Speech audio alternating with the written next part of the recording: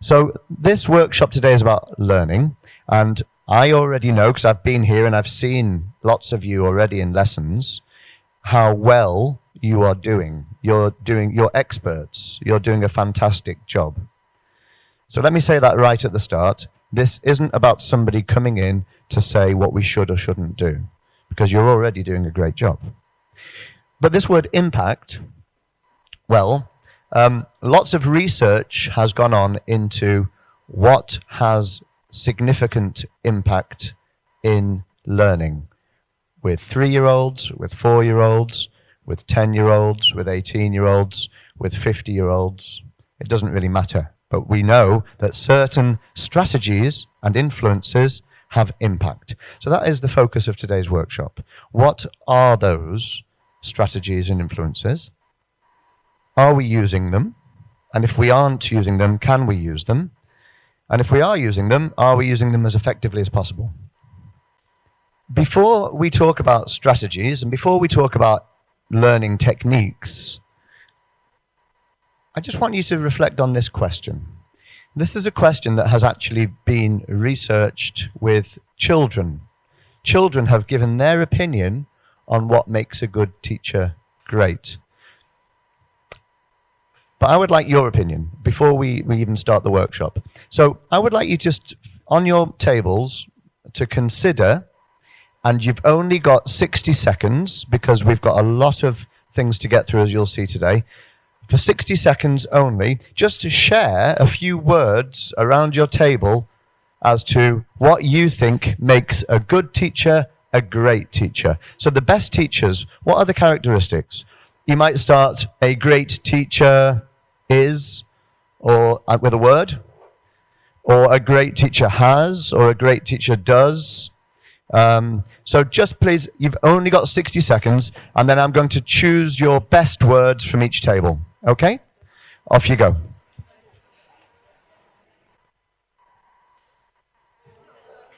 Ten, 9, 8, 7, 6, 5, 4, 3, 2, 1. Okay, thank you. We've had a minute. Let's see how you got on. So let's start right at the back table. Could you just, and I need someone just to make a list for me. So, Sarah, would you mind just writing down what they say, and we keep the list until the end, okay?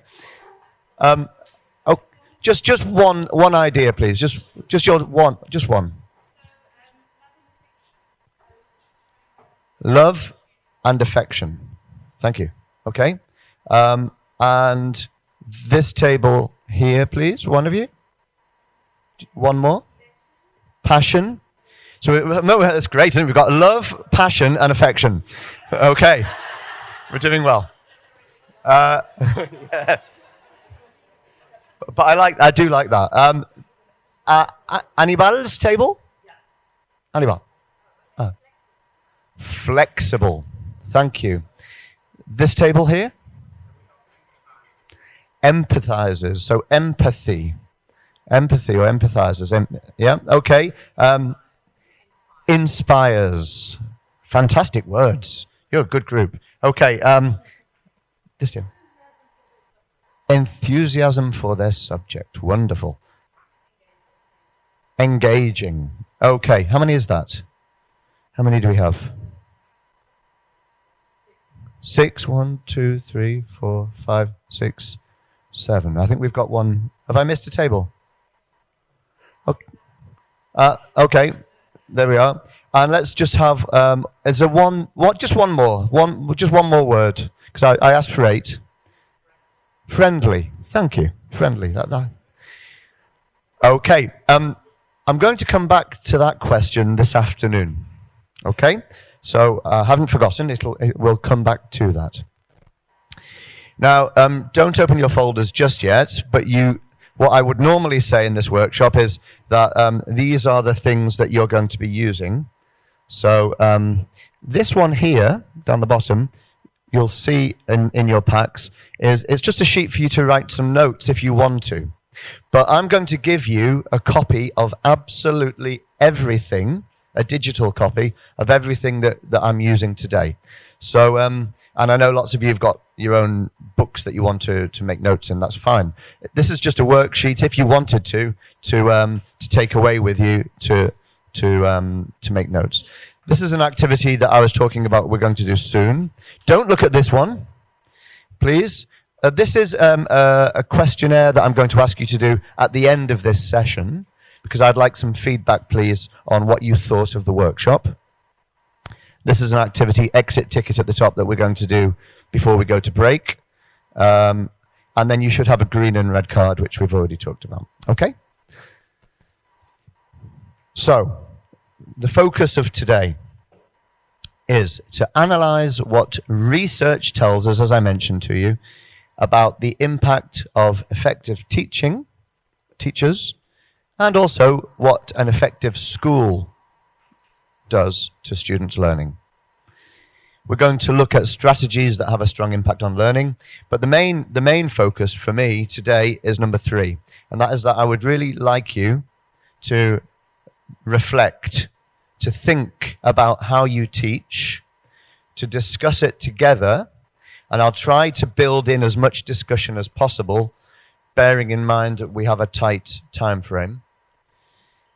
And when I'm a teacher myself, and I've taught for many years, and whenever I used to go to workshops or conferences, I used to always look for something practical that I could take away so that I could use it myself in my lessons. So I'm hoping that the workshop will give you that, so that we can all have more impact on student learning. Let me tell you a few disclaimers as well. As I mentioned, I'm going to share scientific research with you today. Okay? Because I think it's important that we don't just talk about ideas, that actually we know that it's been researched.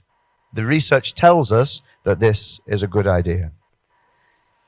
But at the same time, like all teachers, I've got lots of personal anecdotes and experiences which I would like to share with you, and I would like you to share your personal experiences as well.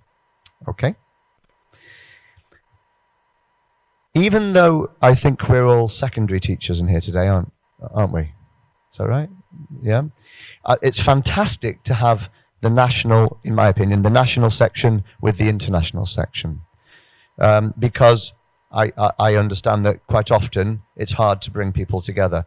Typically in schools, where there's a primary and a secondary school, the primary and the secondary staff don't see each other much either. So I see this as a wonderful moment to bring you all together. And because of that, this isn't a workshop for secondary. This isn't a workshop for primary. This is a workshop about learning. So I'm going to share with you some examples of 3-year-olds, 4-year-olds, 18-year-olds, adults, all sorts of ages. It is deliberately not age-specific. And sometimes when I get feedback from people who've been in my workshops, they say, well, there was a lot of examples from primary, and I'm a secondary teacher. And in the same workshop I've had, I'm a primary teacher, and there are too many secondary examples. That's not the point. The point I'm trying to make is that there is no real age or subject specificity to this. What I would like you to do is to think of your context, what it says in number 4. Think how you could maybe adapt some of these ideas to your reality, to your context. And a lot of these things, I know you already know them because you're experts already. And finally, I'm not going to suggest what the answers are to teaching because I don't know the answers. Nobody has all the answers. There are lots of ways to teach effectively. And you all have different styles, and they could all work. But what we do know is there are certain things that have impact, and that's what I'm going to share with you today. Okay? So we're not going to get into groups because you're already in groups, but I am interested to know, are you on mixed tables, national with international? Fantastic. Okay. Right, before we go any further, here is a very important character. And if you don't know the name of this character, you will find out the name of this character very soon, or today. If you do know the name of this character, don't say anything. Could you just please hold up a green card? And if you don't know the name of this character, could you hold up a red card? It's a secret. You're not allowed to tell them if they don't know. So I'm just looking now at how many tables are all green, and I can only see one table that is all green. And that's fantastic that there's only one. So this table, you're all experts in children's TV, no doubt. If you're not a parent, it's a bit worrying. Okay, by the end of this workshop, all will be revealed. Thank you. Okay, so let's delve into some research. I'm going to start off this morning showing you quite a lot of research studies that have been done. Here's one, and you may agree or disagree with this, but this was done in 2017 in the University of Michigan. And what they did was they were looking for what has the most influence on a child's education, and of them doing well at school. And so they analysed the quality of the school that the child goes to, the quality of the teacher that the child, or teachers that the child may have in the school, and also the quality of the child's parents. What is the influence that parents have on learning? So I'm going to give you 10 seconds to think about which rank order you would put those in. So just a 1 and a 2 and a 3. You don't have to write anything down. Just 10 seconds. Which do you think came out top in terms of the influence on the child, in the child's learning? The parents, the school, or the teacher? 10 seconds.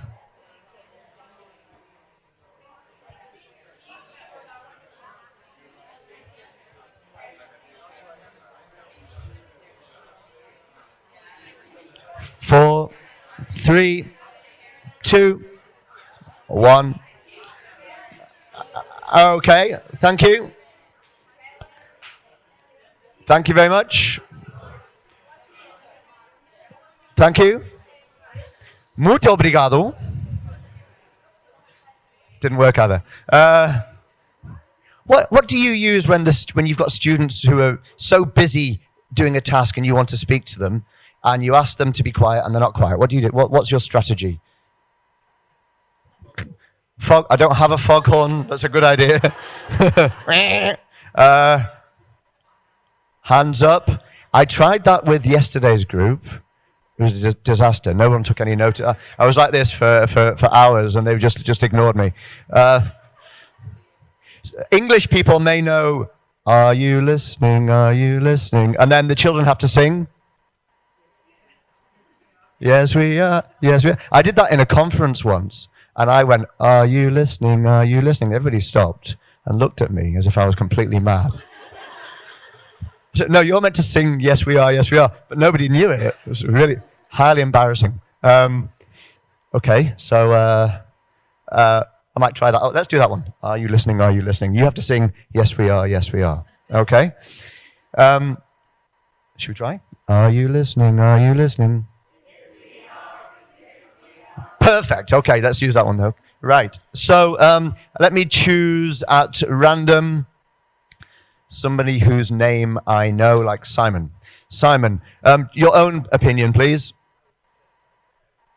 Parents 1. Parents, teacher, school. Thank you. Hands up if you agree. Lots of people. Could anybody offer me a different answer? Pedro.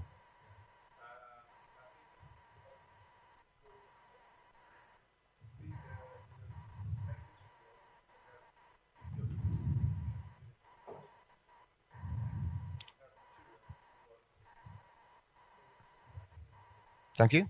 Okay, thank you. Well, I'll share with you what this research says, but I think you've got a very valid point there. All of them are important. All of them. This is what they came up with. Let me go up here. There we are. Well, this is actually a different study, but what they found was that teachers that are ineffective,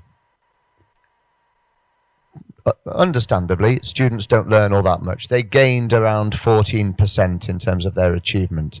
Whereas if you're with a highly effective teacher, you're gaining kind of 3 times as much. They actually found that the parents were the strongest influence on children's learning. We do say education starts at home, don't we? And of course, parents often choose the school. So of course, they're going to have significant impact in that way. With schools and teachers, though, here's another piece of research that was done. Interestingly, what this piece of research found is if you are a child in a very effective school, in a great school, but you end up with the worst teacher, you still learn a lot more. This is from 1 to 100, 1 being the lowest and 100 being the highest. You're in the 37th percentile for learning, compared to if you're in a terrible school with a terrible teacher. Of course, understandably, you're at the bottom. But what was interesting, I think, here was that if you're in a school that's not effective, but you have a teacher that is effective, the learning is almost double. In other words, schools are very important, and teachers are even more important. Of course, we don't want to be in those types of situations. We want to be here, and I believe we are. I know we are in Nobel. That means that we are in a great school with great teachers and great teaching. And when that happens, the magic of learning happens because you're in the top 4%. Okay? Let me go back a minute because there was something I wanted to show you, which was this. Do you know The Economist magazine? Yeah? I know of it. I don't read it very often because it's a financial magazine which may or may not interest you. But in 2016, I saw that on the front of the magazine. And it was, I don't really know why, but The Economist decided to talk about education. And on the front cover, it said how to make a good teacher with that picture.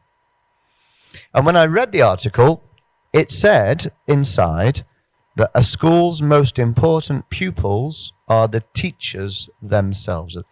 Not the kids, but the teachers. The teachers are the most important pupils. So I was quite shocked when I read that. But what it meant was, and if you read the articles, it tells you, and I'll send you the link so you can read it, is that we as teachers need to learn all the time. Because no, as I said at the start, nobody has all the answers, and there are lots of things that we can learn. And education evolves and changes, as does the world. And so it's important that schools offer opportunities for their teachers to learn and to become more effective, because that will have an impact on the students. And that's what I tell parents. When parents say, you're saying the teachers are more important than the students? So no, I'm not saying that. I'm saying that the teachers have a lot to learn, just like we all do. We all need to learn. Lifelong learning. So I've shown you this. And that's what we're aiming for. Here are 3 more pieces of research, which are more recent, that you can read yourselves, which all say similar things.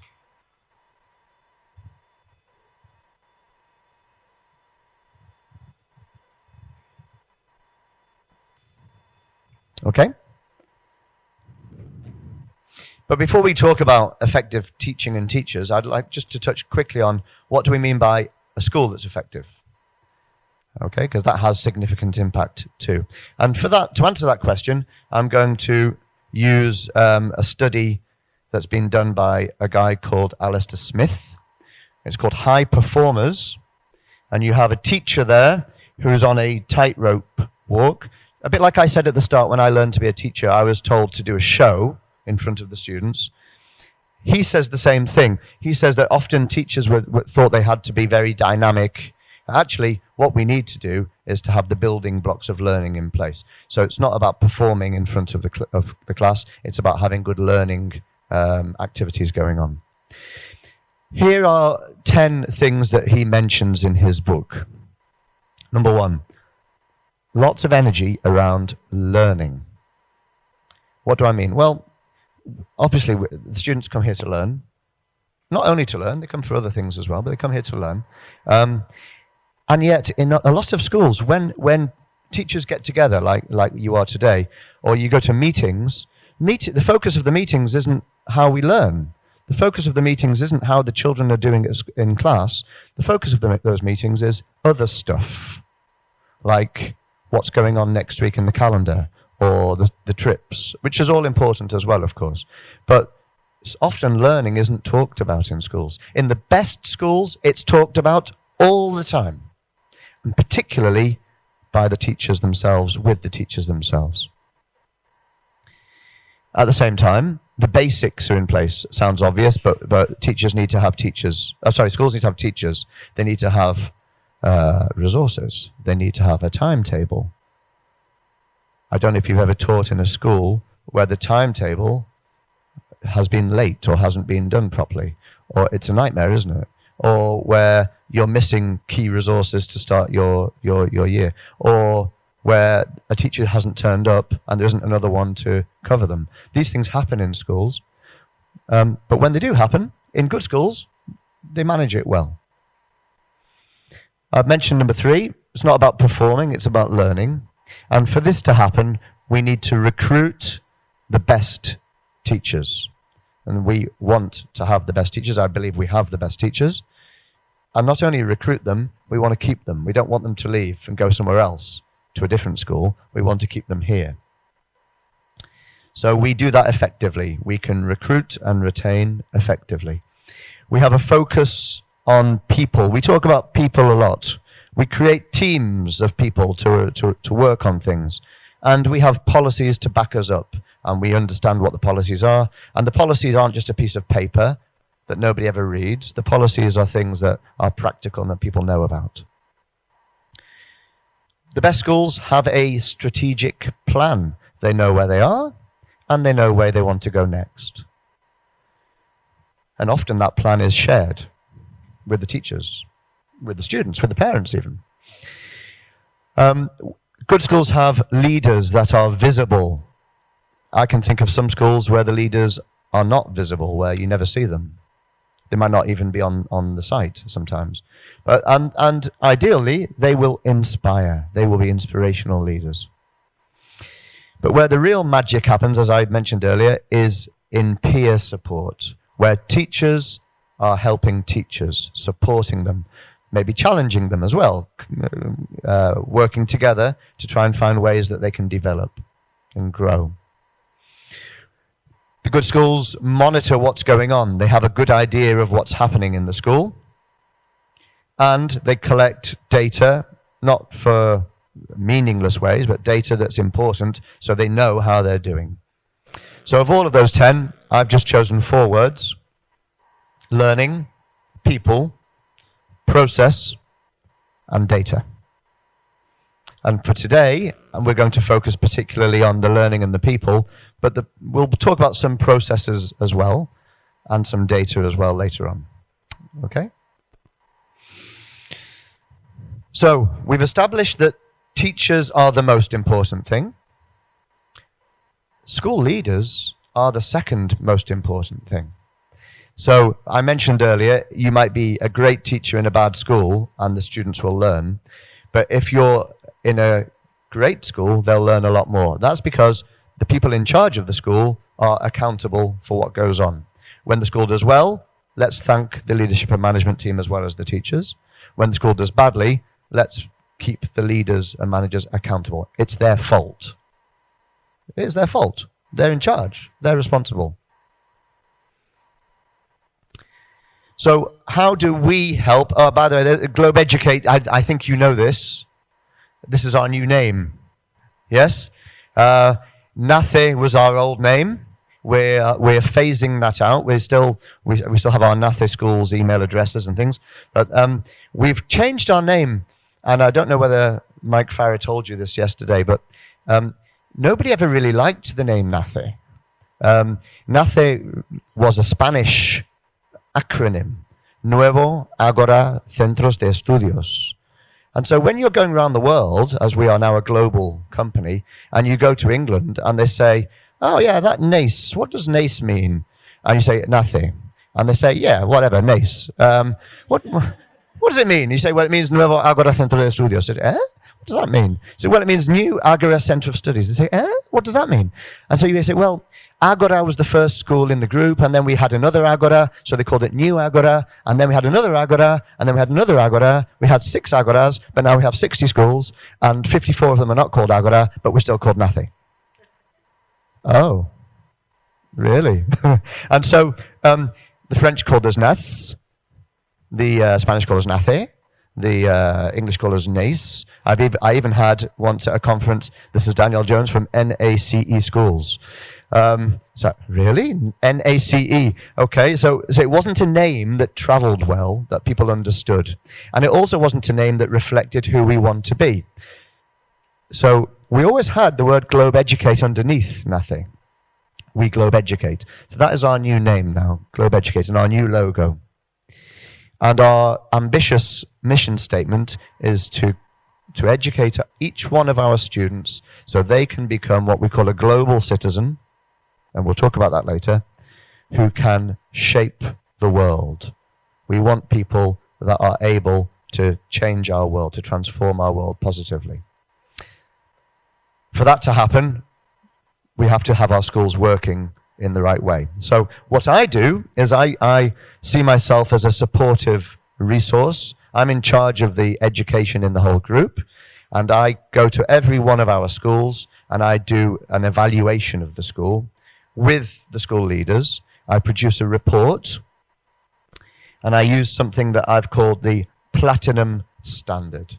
The Platinum Standard is our internal framework that we use to monitor what's going on in schools. It was called originally the Nathe Gold Standard. And when I presented it to my boss, Sergio Gonzalez, who I think you've met, he said, is that the best you can do? Gold Standard? I said, well, I thought it was quite good. Well, can you think of like something better than gold? So obviously I said platinum. He said, yes, I like platinum better. Let's call it platinum. Now, to reach the Platinum Standard, our schools have to be excellent in 5 key areas, but they also need to be like teaching schools, so they help other schools in our group. And we have lots of schools that are nearly there, but we haven't got any school quite yet that is at the Platinum level. So let's hope Nobel can get there soon, because you're close.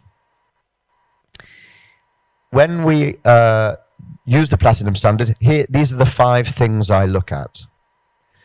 So I already mentioned the importance of leadership and management, of teaching, learning. Assessment is key to that. I look at how much progress different types of children make. So how well they're learning. I also look at their well-being, their attitudes, their welfare, their values. How are we doing that in our schools? And I also look at what was called the Nathe value proposition, what we say about our mission. How well do we fit into our mission? And for each of these, I have what I call indicators, sections. Here's an example. This one is the teaching, learning, and assessment, and there are 10 indicators.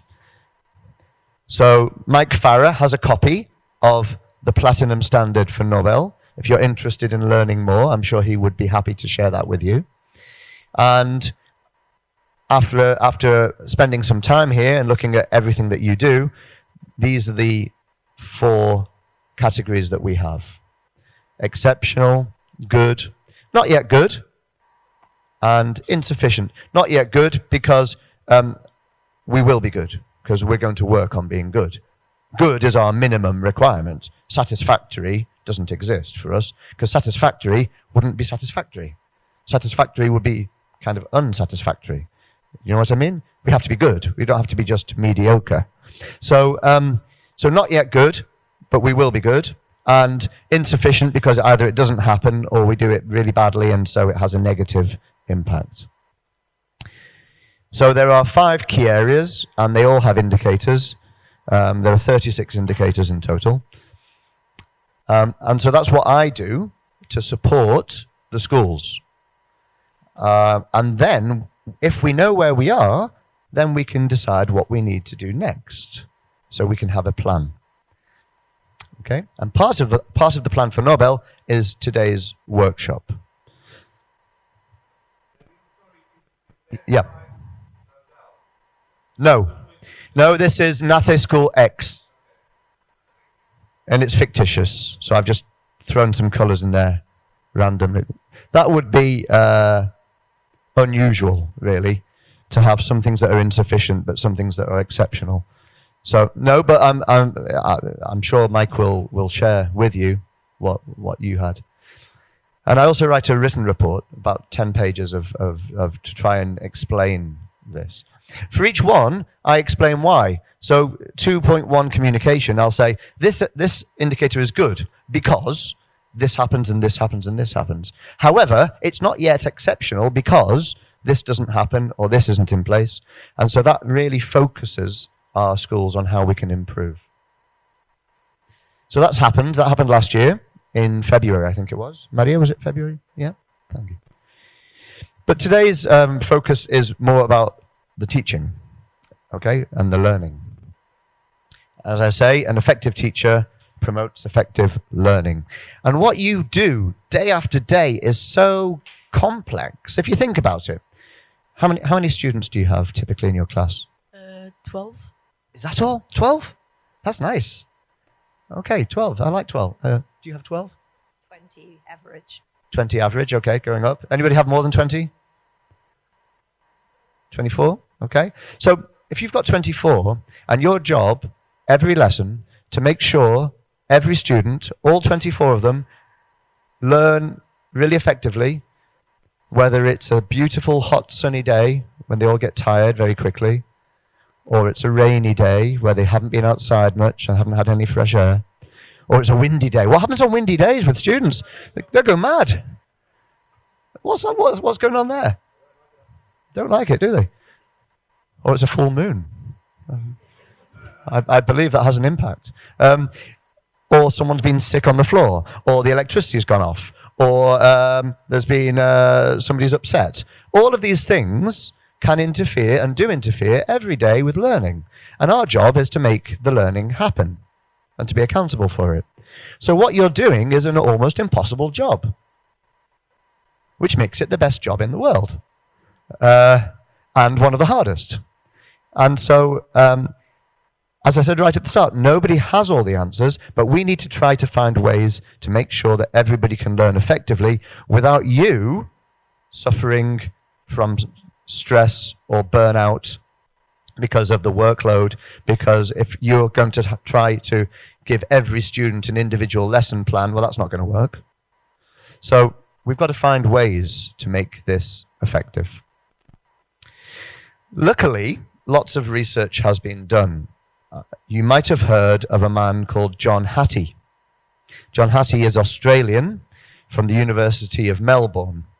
John Hattie, what he did, or he has done, is he's taken all the research about learning that has ever been done and grouped them into what he calls a meta-analysis.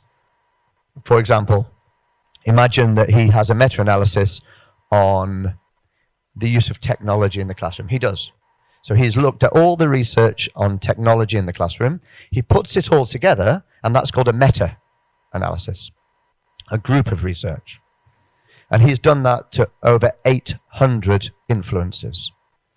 So this is probably the biggest piece of research ever done in the history of the world on learning.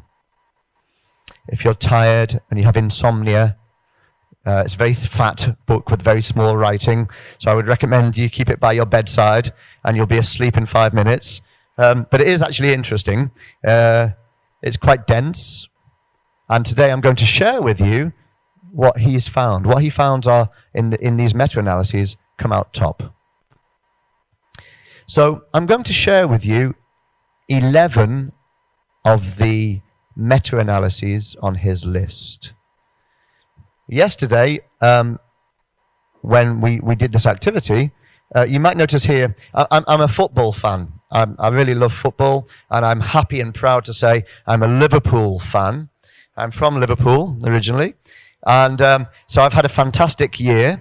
I've still got a smile on my face when I talk about football, and because I'm a football fan, and there happen to be 11 influences we're going to look at, well, I just put it into a 4-4-2 formation. So you can see I've got my centre forwards, I've got my midfield, my defence, and my goalkeeper.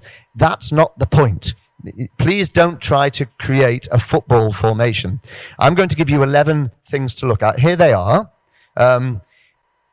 And all I want you to do is to decide, do you think, in John Hattie's research, that they came out as having a strong positive impact on learning, a medium variable impact on learning, or a low, even maybe negative impact on learning? And I will say to you straight away that it depends, doesn't it? It depends on our context, and it depends on many factors. And I'm not saying that any of these are bad, but in the meta-analyses, which ones came out on top? Okay, let me explain very quickly. Setting in ability groups means separating the children into different groups and teaching them normally different things because of that. Typically, in a secondary school, maths is often taught in ability groups, or languages will be taught in ability groups. So does setting in ability groups in the meta-analyses, does that come out as having a strong positive impact or not? Reduced class sizes. Does the research tell us that there is an optimum or a better class size for learning? When I've written high student expectations, that means that the student themselves has high expectations to achieve well at school. That means that they have confidence and self-esteem, they believe that they can do it, and they work and persevere and show the effort to keep improving. Peer influence, that means the influence that the classmates, the friends of the children have on each other. Questioning techniques, that means two things. One, how we ask questions in class, the strategies we use to ask a question, and also the type of questions we use, the quality of the questions that we use. Pupil feedback means the feedback that the pupil receives about their work, how they are doing, and that might be from the teacher, it might be from the pupil, might even be from the parent, but the quality of the feedback. Okay? When I say traditional direct teacher-led lessons, I mean basically teaching from the front, so that the teacher explains traditionally and maybe asks some questions, and the students do some work, you might have some homework. So the traditional kind of teaching from the front. A lot of work has been done into learning styles, preferences. Apparently, according to the questionnaires I've done, I am a visual learner.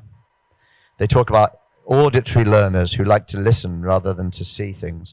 They talk about kinesthetic learners who would rather get involved in doing things. So if you separated your children into different types of learner and gave them different tasks based on that, does that have a strong impact?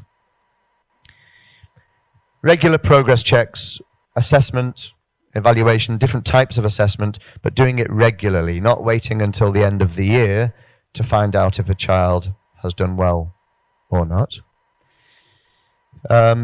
engaging and challenging tasks, so making the work interesting for the students, but at the same time having the right level of challenge for them to learn.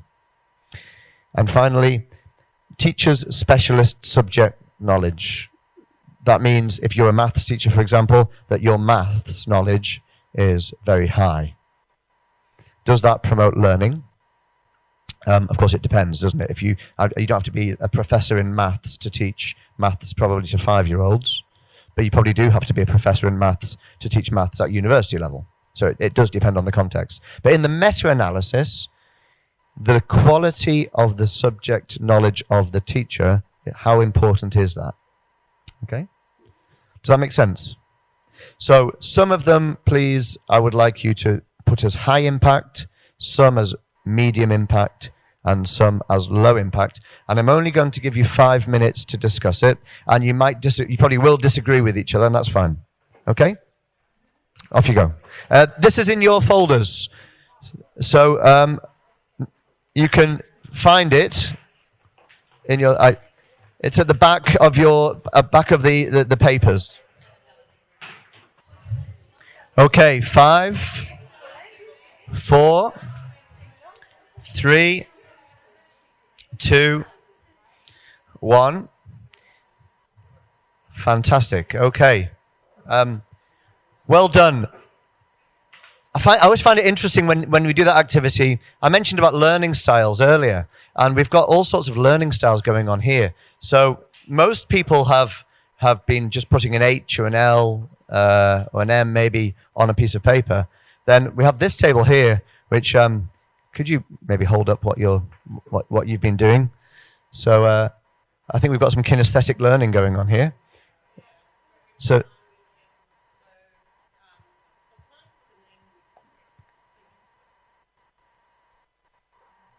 Okay, and then I noticed, thank you, I noticed, here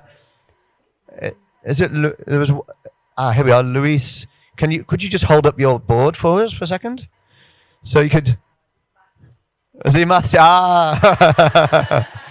If you just flip it around there. So all sorts of ways of accessing the same thing. And that's a great thing for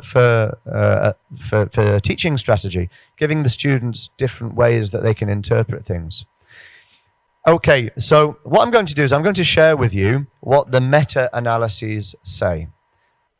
And I'm going to unpick it a little bit for you as well. Okay? You'll probably find you're surprised by some of these. I was. So, number one, of all of the 800 meta-analyses, number one, the most important thing for learning was this. And that is that the students believe in themselves, that the students believe that they can do well, and that they try hard to achieve. And because the opposite is also true, when students believe they can't do it, or they're told they can't do it, then they won't do it, because they've been told they can't do it. So when you think you're bad at something, and you think you can't improve, you won't improve, because your mind has already been decided. And we'll talk about mindset this afternoon. This is number one of all. So our job, in other words, is to encourage our students to believe that they can do it, and to help them to achieve. Not to give them things that are too hard. Quite often in schools I see that teachers say, okay, you're going to start with a 10 out of 10, and every time you make a mistake, I'm going to take a point off. Why do they do that? I mean, why start with 10 and go down and penalize them for if they get something wrong? Surely it would be better to credit them when they get something right. So a lot of this is this psychology. Psychology is key to learning. My mother, she always says that she was really bad at maths. She can't do maths. And I'm convinced, I know, because if you're interested, I'll tell you her life story. But it wasn't that she was bad at maths, it's that she never had a good maths teacher. It's because she spent the first 5 years of her life in a concentration camp, because she was German and in the Second World War, and didn't go to school. It's not that she's bad at maths. She's got the ability. She just didn't have the opportunity. So quite often we think we're not good at something. It's because we haven't had the right opportunities to achieve. Okay. Regular progress checks. In other words, assessment. Normally formative assessment, so that we know almost all the time how our students are doing. And there are ways we can do that which are manageable. Very, very important. If we don't know how they're getting on, if we're teaching without knowing whether they're learning, we have a problem. So checking on progress. This one might be surprising. The quality of questions. Actually, it's number 2 of all of the influences. How we use questions and the kind of questions we ask. And it's my opinion that key questions are even more important than learning objectives or learning outcomes. We can use them as learning objectives, key questions. I imagine you've scored this quite highly. Engaging, so getting them interested in their learning, but also challenging them at an appropriate level. And finally, feedback. Really important as part of the learning process to get feedback, to know how well you're doing and why. So they are our 5 for today. I would like to talk about each of them with you and discuss them together. And at the end of this session, we'll come up with a name for these 5. So that's the focus of the workshop. Let me share with you the others. Does that surprise you? Did you put it at the bottom?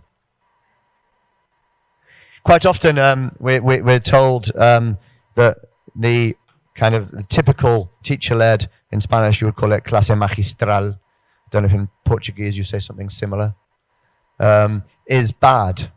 And I would say, well, it depends. You can probably think of a really fantastic teacher you have had when you've been a student who has probably taught from the front. It doesn't make it bad necessarily, but if the students have to listen for 7 hours a day, well, no one can do that. So I would say using moments to teach from the front isn't necessarily a bad thing, but doing it all the time almost certainly is a bad thing. Yeah? And that's why in the meta-analyses, it came out kind of in the middle. Peer influence. The influence of one student on another student. Very strong. You must know that. It must happen in your classes, that the influence that the students have on each other is enormous. It can be fantastically positive, and it can be terribly negative. Schools where learning doesn't happen, well, tough schools where students don't want to learn, they will influence the rest of the class and nobody will learn. However, schools where everybody is inspired to learn, well, the classmates can have a positive impact. That's why it's kind of in the middle. Lower impact. Again, and this depends. If you are teaching the A-level chemistry syllabus, you need to know about A-level chemistry, or more than A-level chemistry. Of course you do. I think the point of the analysis is that we probably all met, and we all know, some highly qualified teachers who can't teach. Because they may know all of their stuff, but they don't know how to communicate it or how to make sure that the learning is effective. I can think of a few people I've met in my career who would fall in that category. At the same time, yes, of course, we need to know what we're teaching. This is an interesting one, and I know parents are always obsessed by the size of the class. It's interesting now, because I work across so many schools, there is like a threshold for what is acceptable or unacceptable in class sizes. One of our schools in Andorra, I had some parents that were absolutely furious because there were 18 students in the class. So how can you possibly talk about a quality school with 18 in the class? 18 is enormous. We should have class sizes of a maximum of 12. Wow. No, I didn't tell them we have class sizes of 32 in some of our schools. And they would love a class size of 18. And then when I talk about class sizes with professionals like yourselves, quite often there's disagreement as to what is the ideal class size. What is the ideal class size? Depends what you do. What would your preferred class size be, more or less? 20? 16? 18? Not lower? About 4? No? Why not? No interaction. Yeah, no interaction. So, yeah, I mean, typically people will say somewhere between 15 and 20, I would say. I was in Rome last week and somebody said 27. I said, why 27? There's like kind of a specific number. Why 27? I like 27. That's okay. That's a fantastic answer. Well, actually, the research tells us that learning can happen in large groups and small groups. It's less about the size of the group and more about what you do with that group. And I know personally, when I used to teach, as Maria knows, I taught French A-level, so to the older students.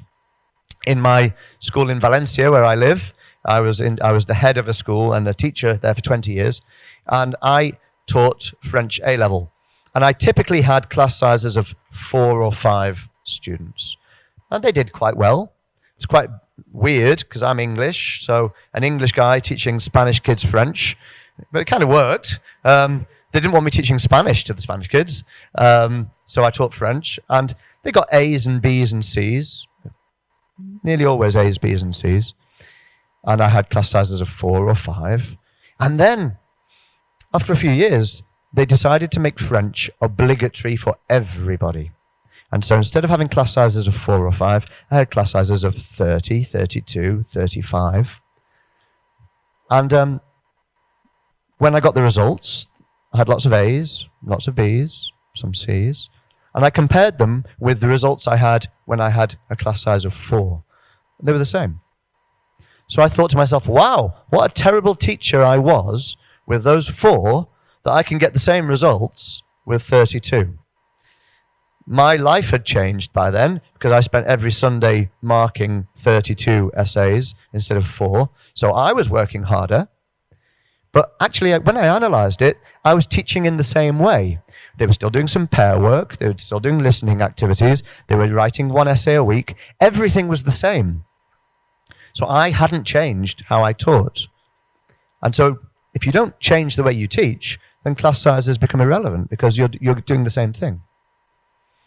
In fact, if you analyse maths achievement, the 2 top places in the world for maths achievement are Singapore and Shanghai.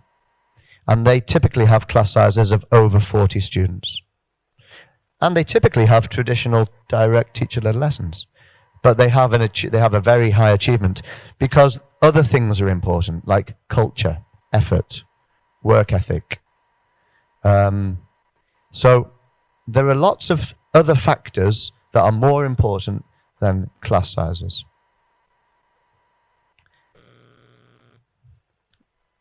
Setting in ability groups. Now, I'm not saying that we shouldn't put students in groups at all.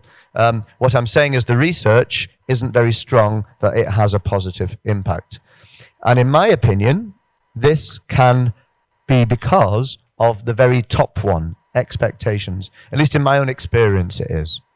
When I was the head teacher in my school, it was a large school, nearly 2,000 students, we had 4 maths classes. And my head of maths always wanted to have set 1, set 2, set 3, and set 4, which is very typical. So I always had parents coming in that were complaining, my child is in set 3, my child is in set 2, and they're unhappy. They think they're rubbish at maths because they're not in the top set. Set 4, they know they're rubbish at maths. my own daughter, lots of you know, she was here last year. She came on work experience for a week here in Nobel, and she helped out in the primary school. She is a very good learner. She was put in set 2 for maths. It was a trauma for her. She'd never not been in the top set for anything. As soon as she was not in the top set, she said, I'm terrible at maths. I hate maths. I said, why? She said, I'm in set 2. So, well, set 2's on. It's okay. It's not bad. Doesn't matter. Maybe one day you'll be in set 1. She said, no, I'll never be in set 1 because once set 1 do different work, they're accelerated. I can never reach there. When I spoke to the maths department about it, I said, what is your criteria for set 1? And they said, well, we take the last test and we take the top 28. Why 28? Why not 29? Why not 27? So we have 28 chairs. So it's not ability group setting, it's setting according to the number of chairs. Why don't you put another chair in the room? We can't fit another chair in the room. What if you got smaller chairs? Well, we don't have smaller chairs. And we had this kind of discussion, almost argument, that I was head of school saying, you are not really looking at the ability of the students, you're looking at the size of your classroom. Go in the hall. Put all 100 of them in there. I can't do that. I can't teach 100. Well, all go all in there together. Anyway, in the end, we came up with an idea, which was we put them in mixed ability groups, 4 groups, all the same, and they taught them in a mixed ability way for 6 weeks. And after 6 weeks, every child had the same test. And based on that one test, then they were put into ability groups for 2 weeks, just based on that one test. And then they went back to their original group. And we did that all year, 5 times. And what we found was, after 6 weeks, the top students, we put them in like an extension project class. We had another group doing the same. We had a third group where they hadn't done that well on the test, and they were retaught elements that they hadn't done well on. And the fourth group, who'd lost it completely, we made sure that we taught them in a simpler way to make sure they got the material. And then they went back and started again, so that nobody felt they were ever stuck in the same group. And the second time we did it, what we found was, when they did the test, the ones that achieved the most in the test were not the same students. They were different students. Some were the same, some were different. And when we got to the geometry test, when they did geometry, it was completely different from the algebra test. And we analysed it. We said, well, why is this happening? And we realised, well, certain students have different strengths. So I said to them, so why would you put them all in the same class all the time?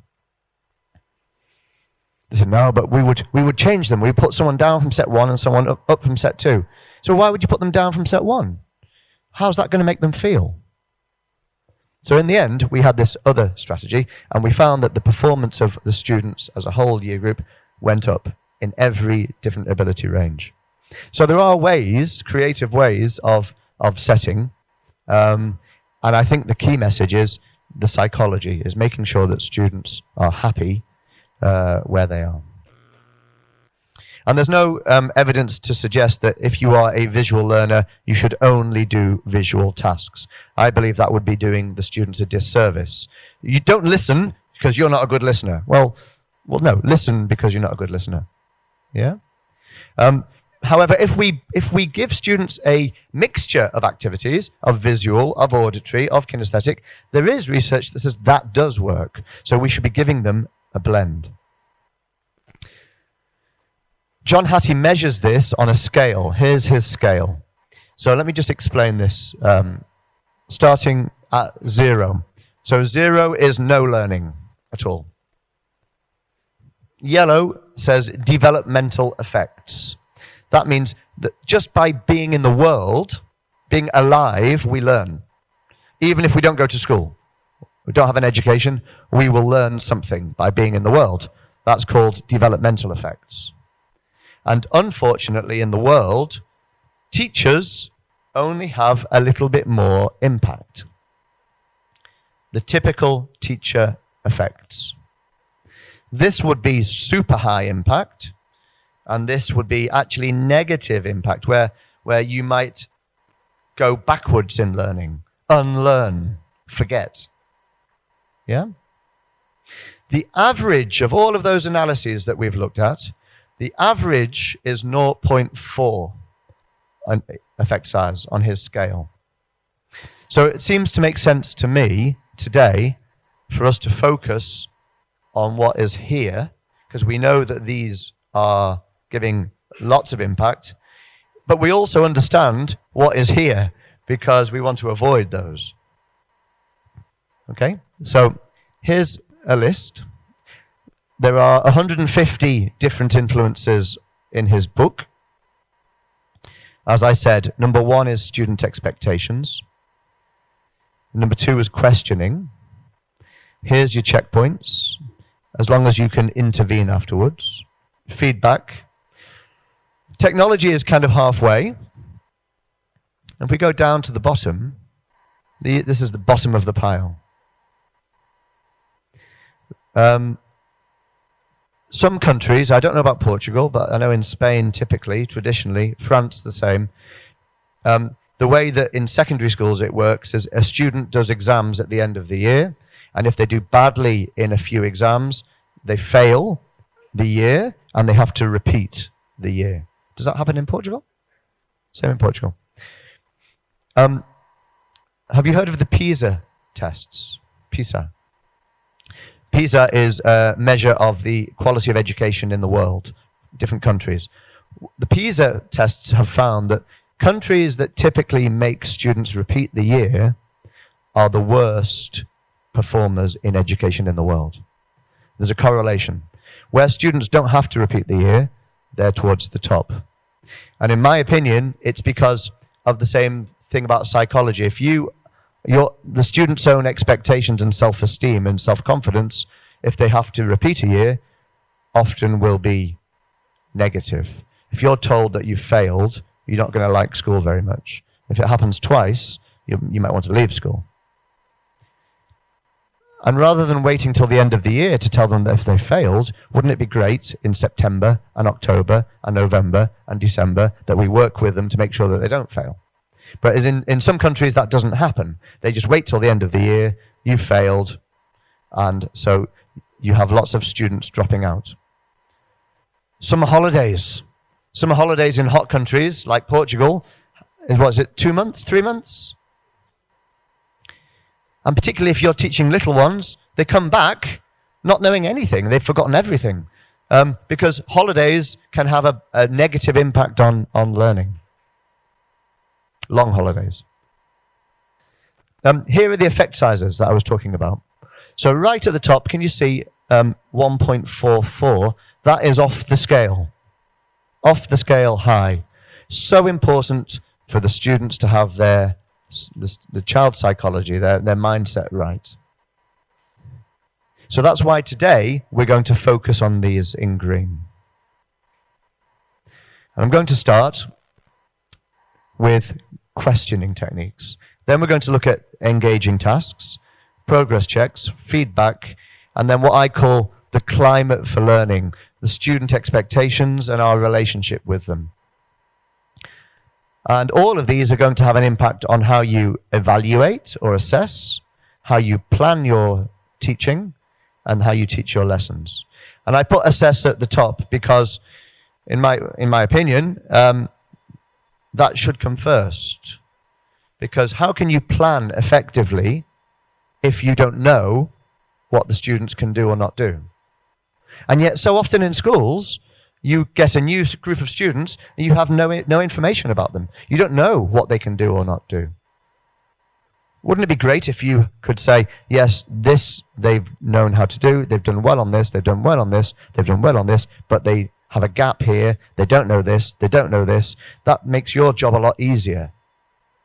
Having some kind of assessment at the start so we know what we need to do to help them. Okay, in our group Globeducate, what was NATHE, I have created this. I'll give you a copy of it in a minute. This is, you don't have this in your packs. I have it here. This is what we call a rubric. You know what rubrics are? To try to define those 5 key focus areas: climate for learning, progress checks, engagement and challenge, quality of feedback, and questioning. What I would like you to do is just to reflect, to think about your own teaching. This isn't for me. This isn't for Mike Farrer. This is just for you to think about. And I would love you to read it and just think, which of those statements best describes the learning in my classrooms typically? And do something like this. Yeah? So you take the rubric and just do like a self-reflection on how you think the learning happens in your class. You may have some in the top, which would be kind of the best. You may have some at the same time down here. So it goes from kind of top down to bottom. So if you do an honest appraisal, an honest evaluation of your teaching, and you do it in this way, then hopefully you'll be able to identify things that you would like to work on to improve. So in this particular case, imagine this is mine. I would probably be wanting to improve the quality of feedback because I'm not very high up, or maybe my questioning techniques. Yeah? Okay. So I'll give that to you. I'll give it out at the break, and then you can do it either today or another day. It's up to you when you want to do it. So, questioning. Let's start with questioning. And I have a question to start us off. To ask better questions, or to ask questions better? That is the question. What do I mean? Well, I mean that I believe we can ask questions in a better way in class, and we can ask better questions in class. To show you what I mean, I'm going to show you a quick video. It's only 1 minute. I'm sure some of you have seen this film, Ferris Bueller's Day Off. Ring any bells? Yeah? Okay, great. So I think you have to be a certain age to have seen this first time round. It was 1986.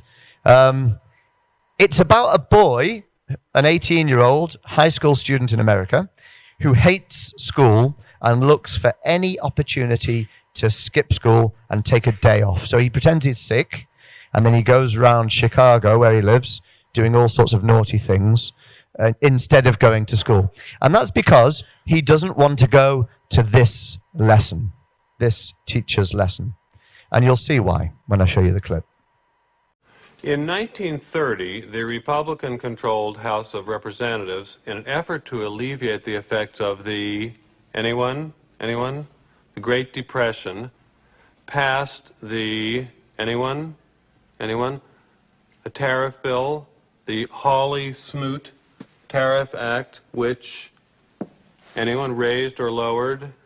Raised tariffs in an effort to collect more revenue for the federal government. Did it work? Anyone? Anyone know the effects? It did not work, and the United States sank deeper into the Great Depression. Today, we have a similar debate over this. Anyone know what this is, class? Anyone? Anyone? Anyone seen this before? The Laffer curve. Anyone know what this says? It says that at this point on the revenue curve, you will get exactly the same amount of revenue as at this point.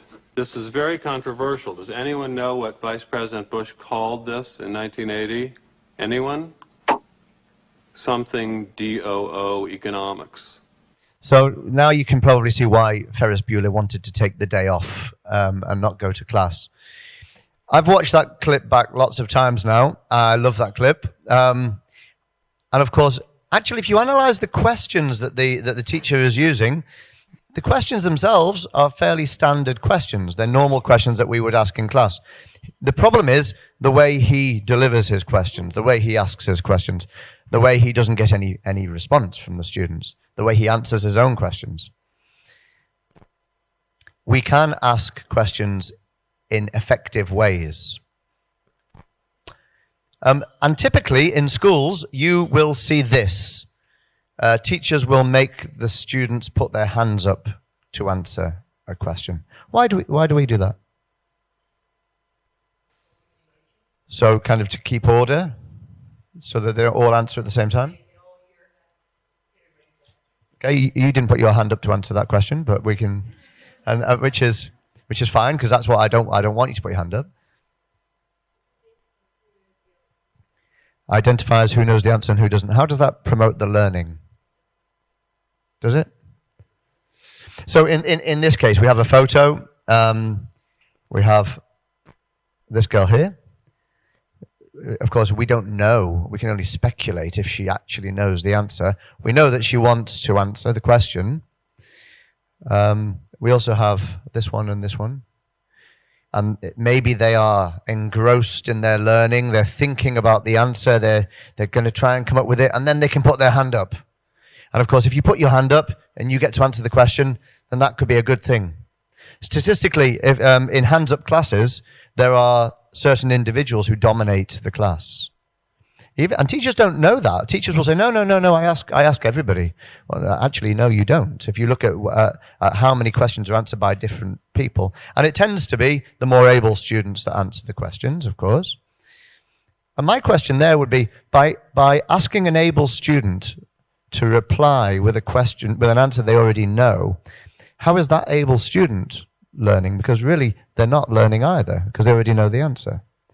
And do we want them to somehow, by osmosis, filter the answer into the other students' heads? Well, that doesn't work either. And maybe this girl doesn't know the answer. Maybe it's completely wrong, in which case we're kind of wasting our time. So the whole concept of putting your hand up to answer a question, I agree with, was it Anibal? It is mainly to try to maintain discipline in the class, but it isn't for learning at all.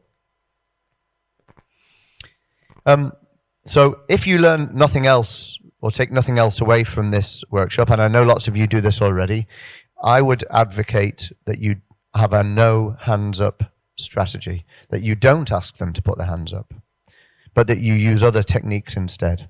So one way of doing that is what you have in front of you today. You have whiteboards. It doesn't have to be a whiteboard, it could be a piece of paper, but in this particular class, this is one of our schools in England. It's a secondary maths lesson. The teacher has asked a question, and instead of one person putting their hand up to give the answer, she's asked them all to give the answer. You can see they've all answered the question, and some of them have different answers. So some of them may have it right, some of them might not. Why would that, do you think that would be a more effective way to promote learning, by asking the students to hold up their answers? Okay, so, yeah.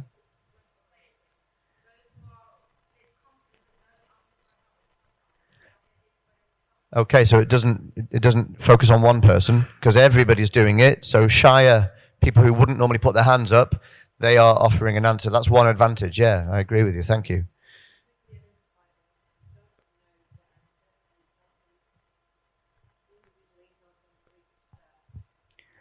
Okay, so the teacher is receiving feedback to see who's got it and who hasn't got it, and then they can support the students that haven't got it. Okay, thank you. Everybody's participating. Nobody's bored, are they? Nobody is resting. So you're optimizing your time. So it's a very simple strategy, but rather than saying hands up and one person answer, no, you're all going to answer. Even better, maybe you could ask them to discuss the answer and then work in pairs and share their answer together. What we call in English, think, pair, share.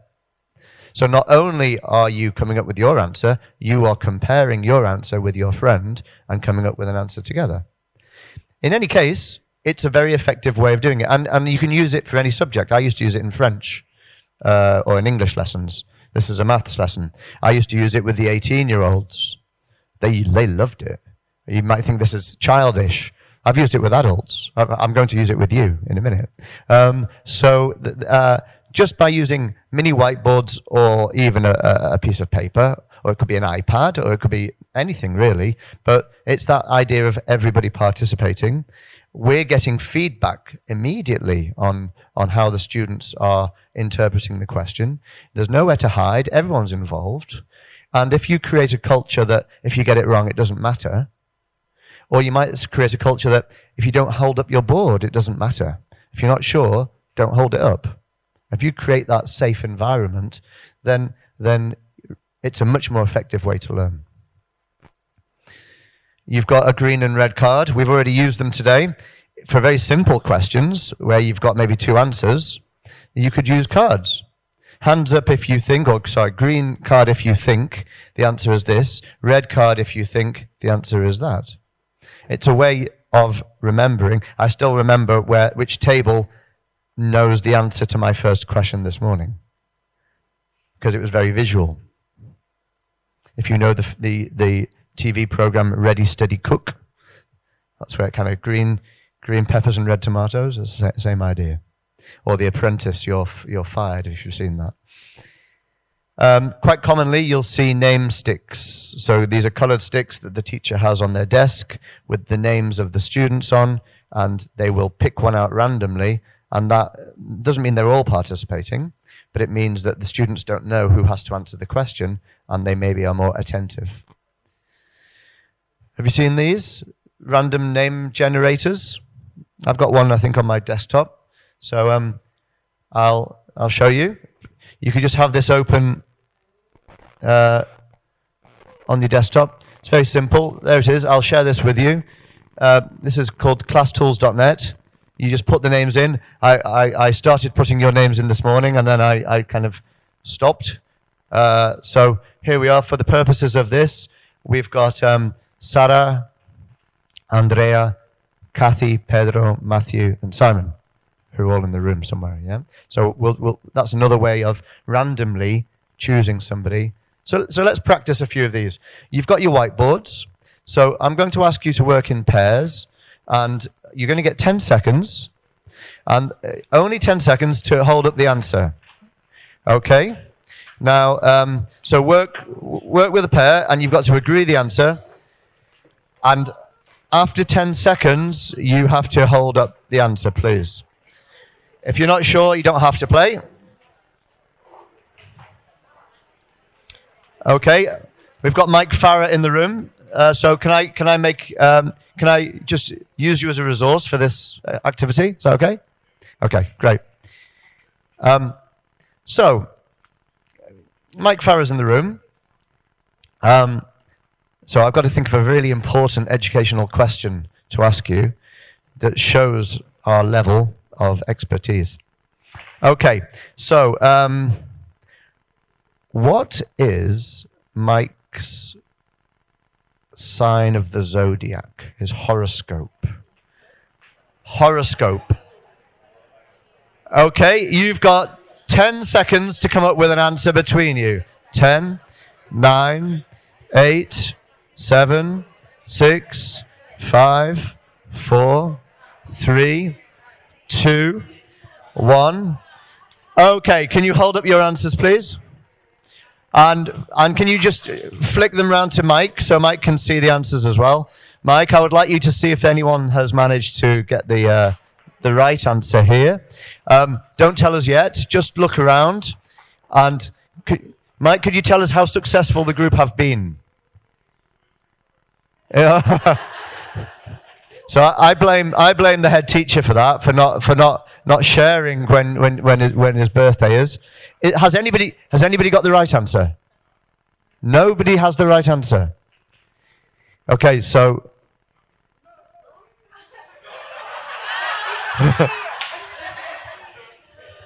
I think you're right about the group. Okay, so Mike, could you reveal all, please?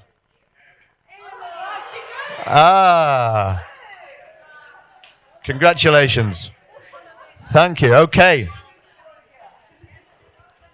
So there you go. You see, very simple way to ask a question. Sometimes I get asked, yeah, but you can do that. If you do that for every question, it'll take ages to get through your lesson. Well, of course. But you don't have to use it all the time. But it's one way of asking a question. Let's use the name generator while we're here. So one person's going to be selected.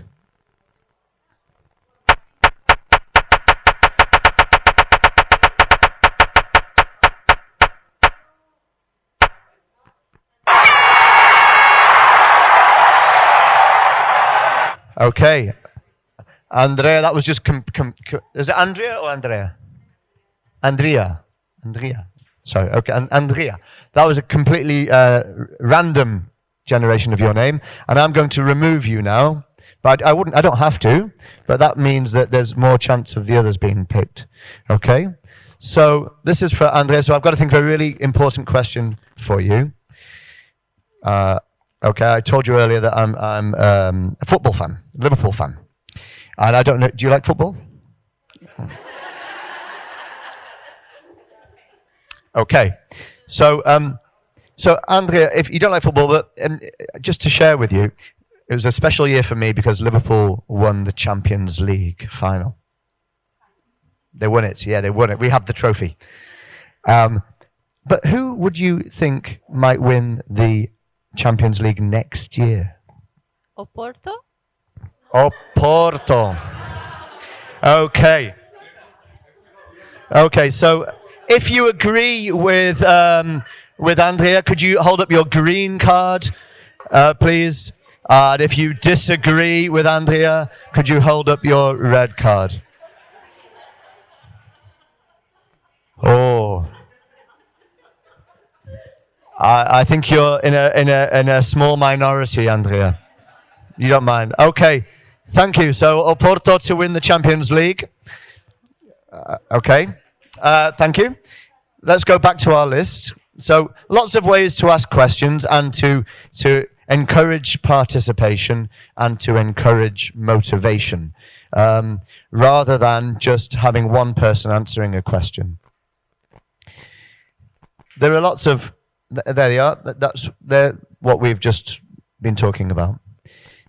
Other ways, a ping pong question. So Andrea, you've just answered that question. I'm going to ask you to say ping pong. Ping pong and then a name. Olga. Say ping pong. Ping pong? And then somebody's name. Olga. Olga. Where are you, Olga? Ah, okay. So you're choosing who's going to answer the question. Kids love doing that because they can pick on their friends. Olga. So, en français? Okay, alors...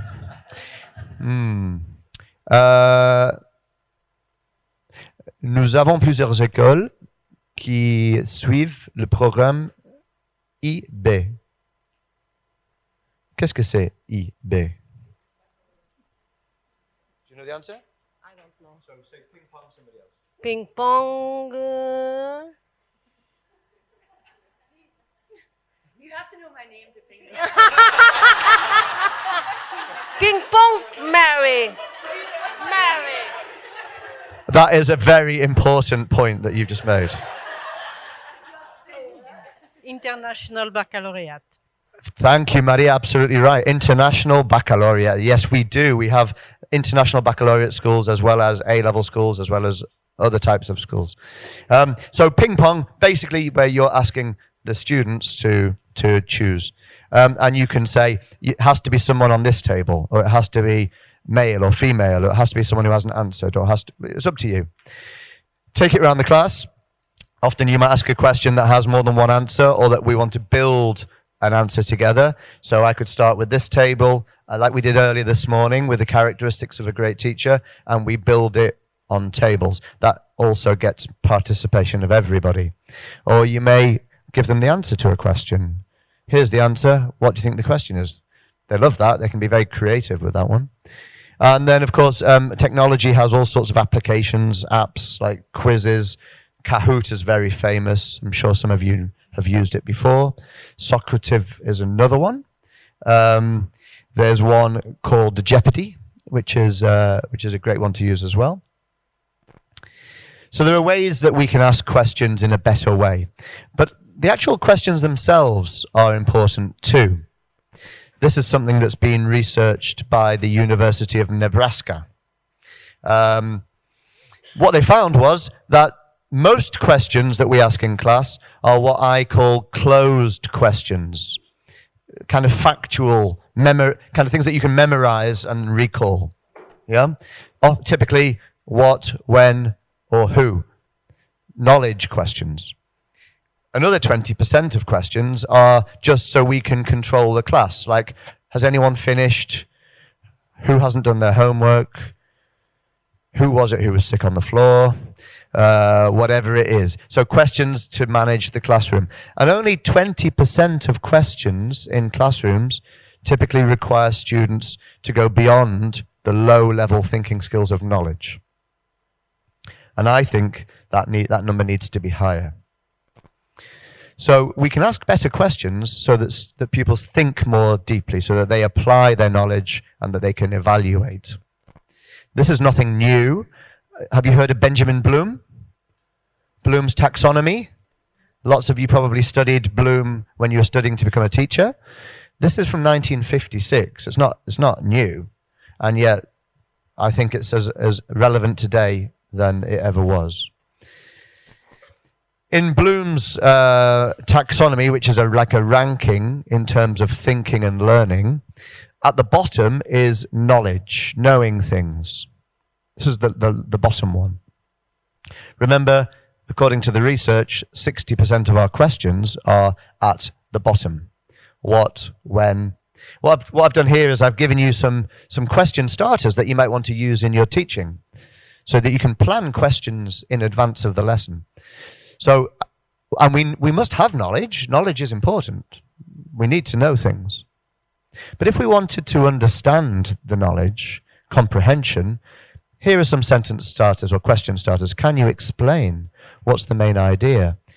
This yellow one that you can't see, I don't think, here says application.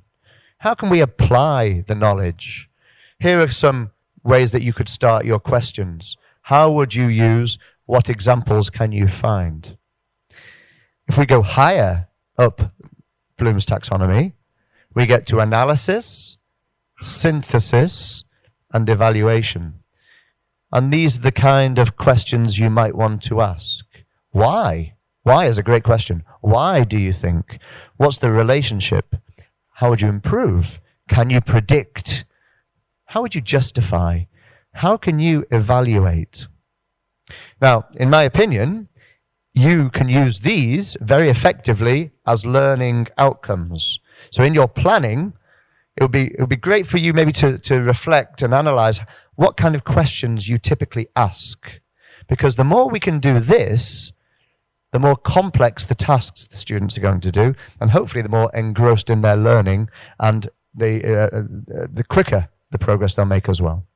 And I don't think it matters whether you're teaching 18-year-olds, 11-year-olds, or even 3-year-olds. Here's an example of a 4-year-old. Higher level thinking skills. This was a school I visited a couple of years ago. It's not one of our schools. It's another school. It's called the International School of London. And they were doing this exercise about predictions. They had an egg incubator in class. They're wonderful things to have in the classroom. So these are machines that incubate the eggs. So the eggs hatch eventually. And here the children had to predict what was going to happen when the eggs hatched. And one of the particularly able kids in the class was this one. Mats. Let me show you what Mats said. So Mats knew that there was going to be a chick. You can see, chick. Mats thought the chick would have lots of hair. Unusual for a bird. And then the teacher has written what Mats predicted. The feet will come out first. Then the head will pop out from the top. He will be wet because of the yellow bit in the egg. Higher level thinking skills with 4-year-olds. And we know that when I talked about questioning techniques, there was another word in John Hattie's research, which was dialogic thinking. That means attaching our thoughts to language and talking. I don't know about you when you were at school, but quite often in my secondary school, I had to sit at a separate desk from other people, and I wasn't allowed to talk to them because we had to work in silence. And the only thing you could do was ask questions to the teacher, and not even always then. Sometimes if you said, I want no questions, you just get on with it. And yet, talking is key to thinking, to the learning process. This isn't new either. You've probably heard of Vygotsky. If you've heard of Benjamin Bloom, you might have heard of Vygotsky, a Russian philosopher who analyzed and researched the link between learning and thinking and speaking. And when I was at that school I just showed you, I met James. James also said something very profound. So let's start with Vygotsky. This is what Vygotsky said about the relationship between thinking and speech. So if I could get somebody at the front to... Helena, do you speak English? Yes. Okay. Would you be able to read that? So, thought is closely related to language. Talking is the prime vehicle for human thinking and learning. Not all thinking depends on words. Conversations can be internal, but are particularly effective carried out in pairs or groups where different ways of interpreting evidence can be explored to mutual benefit. Thank you very much. Why are all Portuguese people so great at speaking English? It's just it's true. It's not like that in other countries. You have this tremendous talent. Thank you. Very good. James said something very similar to Vygotsky in his own words. Vygotsky, he said that in 1934. So again, this isn't new. It took them until 1962 to translate it to English. It was in Russian originally. So this idea that thought and language are closely related. And James said to me, when I asked him, yeah, because you don't know what you know until you say it. I thought, wow, James, that is profound. I actually prefer him to Vygotsky. And so this idea of thinking and discussing becomes very important. Typically, we ask all the questions in class, but the children probably have questions too. So Albert Einstein, who's at the top of this display in this class, famously, I'm sure you know this, Albert Einstein didn't do well at school because the school he went to was all about memorizing facts. And Einstein had lots of questions in his head. So apparently Einstein's mother used to say to Albert, Albert, did you have a good day at school? And Albert would say, no, it was really boring. I hate school. I hate it. So she stopped asking him and she asked him instead, Albert, what questions have you got about what you saw at school? Oh, I've got lots of questions, Mum. Loads of questions. Lots of things I want to discover. Well, surely if that is the case and our students have questions too, we should allow them to ask questions. In this primary school, they have the fattest question of the week. And every week, a different child comes up with a question. This was the question of the week. How high do birds fly? Good question. Why not? Lots of schools and classrooms have a wondering wall, a question wall, where if you ask the students for their questions on a topic, they will write them down, and then over the course of the unit of work, you can start answering them, or they can answer them themselves. Other schools will do a knowledge harvest. Imagine you're starting a new topic. Rather than just starting it, why not ask the students what they already know? So you don't have to spend time covering things they already know. So here you can see this was about the solar system and Mars. The yellow tickets here, post-its, are what the students already know about Mars. And the pink ones are what they would like to find out about Mars. Well, that's a great way to involve them in the learning process. And it's dead simple. It's just a piece of wall and some post-it notes. So in summary, on questioning techniques, we've said that no hands up can promote much better learning. There are lots of ways to ask questions to a group. There are lots of low-level questions used in schools, but higher order questions can promote thinking and learning and accelerate progress. Teachers ask many more questions than the students. We should be getting them to think of their questions. And as I mentioned, I believe that key questions is an excellent way to plan a lesson, and then you can see what kind of thinking skills are going on in your classroom. Okay, so that's questioning. I mentioned this sheet, which you have in your packs, and please take a look at it. Use it if you want to. This is just for you to take away from today's session and for you to make any notes that you would like to. Please don't feel you have to.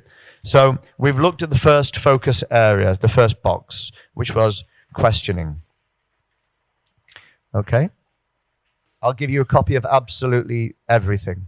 You'll get that as soon. I mean, Mike's already got all of the documents, so we'll share that with you after the session. While I've got it in my head, would you mind passing these around the tables? Just take one and pass them to the next ones. Thank you. Okay, so we've talked about questioning.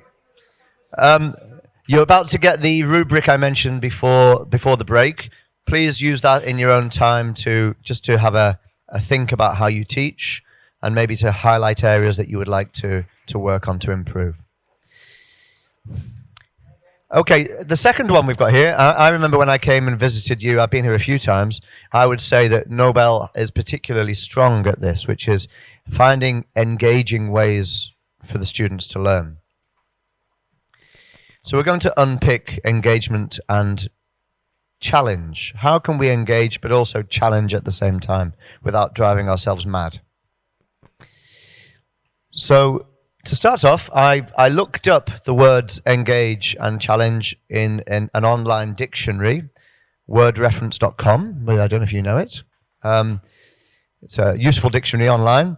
And they define engage as to occupy the attention of, to attract, to involve. And for challenge, it says to test something or someone because of the difficulty, or a task with stimulating difficulty. Because you know yourselves, when we manage to achieve something that's hard, we get a feeling of satisfaction about it. If you're climbing a mountain and get to the top, you feel fantastic because you've reached the top. It was a struggle and you've got there. But if you're just going for a leisurely walk, well, there's no challenge in that. And learning should be the same. It should be about finding what students are going to be able to do that's challenging without it being impossible, of course. For engagement, I'd like to talk about three things. The curriculum itself, what we teach. Now, I know in Portugal, as in the UK or in England, there is a national curriculum. Is that right? So you have to follow it. You have no choice. Okay, and you might agree or disagree with that national curriculum. Teachers, we always follow what we have to teach. That's what we have to do. Who makes the decision on what we need to learn, what they need to learn? That normally happens at government level, ministry level, and it isn't always necessarily. You might not agree with it, but that's what we have to work with. But there are things we can do within the curriculum, skills that we can build that we can decide. So we'll look at that. Number two, how do we engage learners? Well, by the way we teach. That's what we're talking about today, trying to engage them more with questioning, with other aspects that we're going to look at. And then the other way I think that we can engage is by our relationship with the students. At the start of this workshop this morning, I asked you what makes a great teacher. And the kind of words that came across were more about the relationship side. And I consider that to be super important as well. So, what we teach, how we teach, and how we relate. Okay? This is not new either. Here's another famous philosopher who researched education and learning, Piaget. Yes? Ring any bells? So, born in 1896. So again, it's not exactly the latest research. And he said the principal, I think that word principal spelt wrong, by the way. But the principal goal of education in schools should be creating men and women who are capable of doing new things, not simply repeating what other generations have done. I think the point being that we need to evolve. And yet, is the curriculum evolving? I know the Portuguese curriculum, I was told in one of my visits, is being reformed, which is a good thing, probably. Too much reform may be a bad thing, but curriculum should have to evolve and reform. Let's go back further in time. This is not new either. This is Einstein again. Education is not the learning of facts, but the training of the mind to think. Or is it? In some countries, I think it is the learning of facts. There isn't much training to think. I know in the Spanish university access exams called selectividad, you are given the question is a title normally. For example, in history, it might be the Catholic kings. That's the question. Los Reyes Católicos. Which is basically, write everything you know about the Catholic kings. So memorize as much stuff in your head as you can and write it on, right? And then you'll get a 10 if you've got lots of facts. Well, there's zero thinking going on other than memorizing. And that still happens today. Whereas in over 100 years ago, Einstein was saying that it should be more about thinking. Here's another famous person, Maria Montessori. There are more Montessori schools in the world now than there ever have been.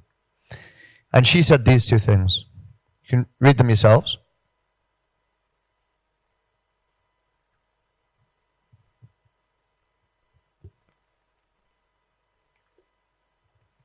I particularly like the second one.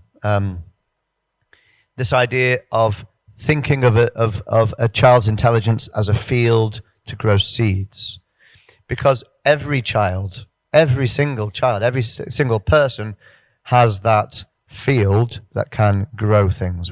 Everybody can and should learn.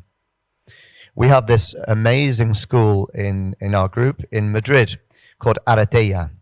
And Aratea is, we call it a school for students who need to learn differently. What we really mean is these are kids with learning difficulties who have either been thrown out of school or expelled from school because they haven't fitted into the traditional Spanish system of exams, testing, exams, testing, exams, testing.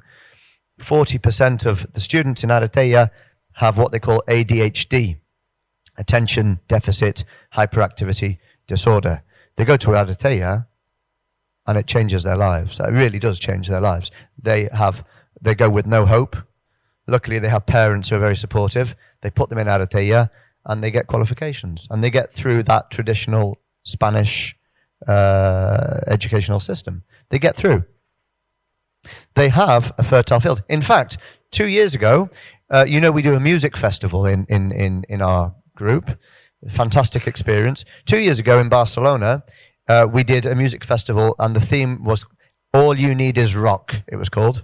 And every school had to produce 2 songs. Aratea took their kids to the music festival. And I think most of us were expecting them to come on and do something that really wasn't very good.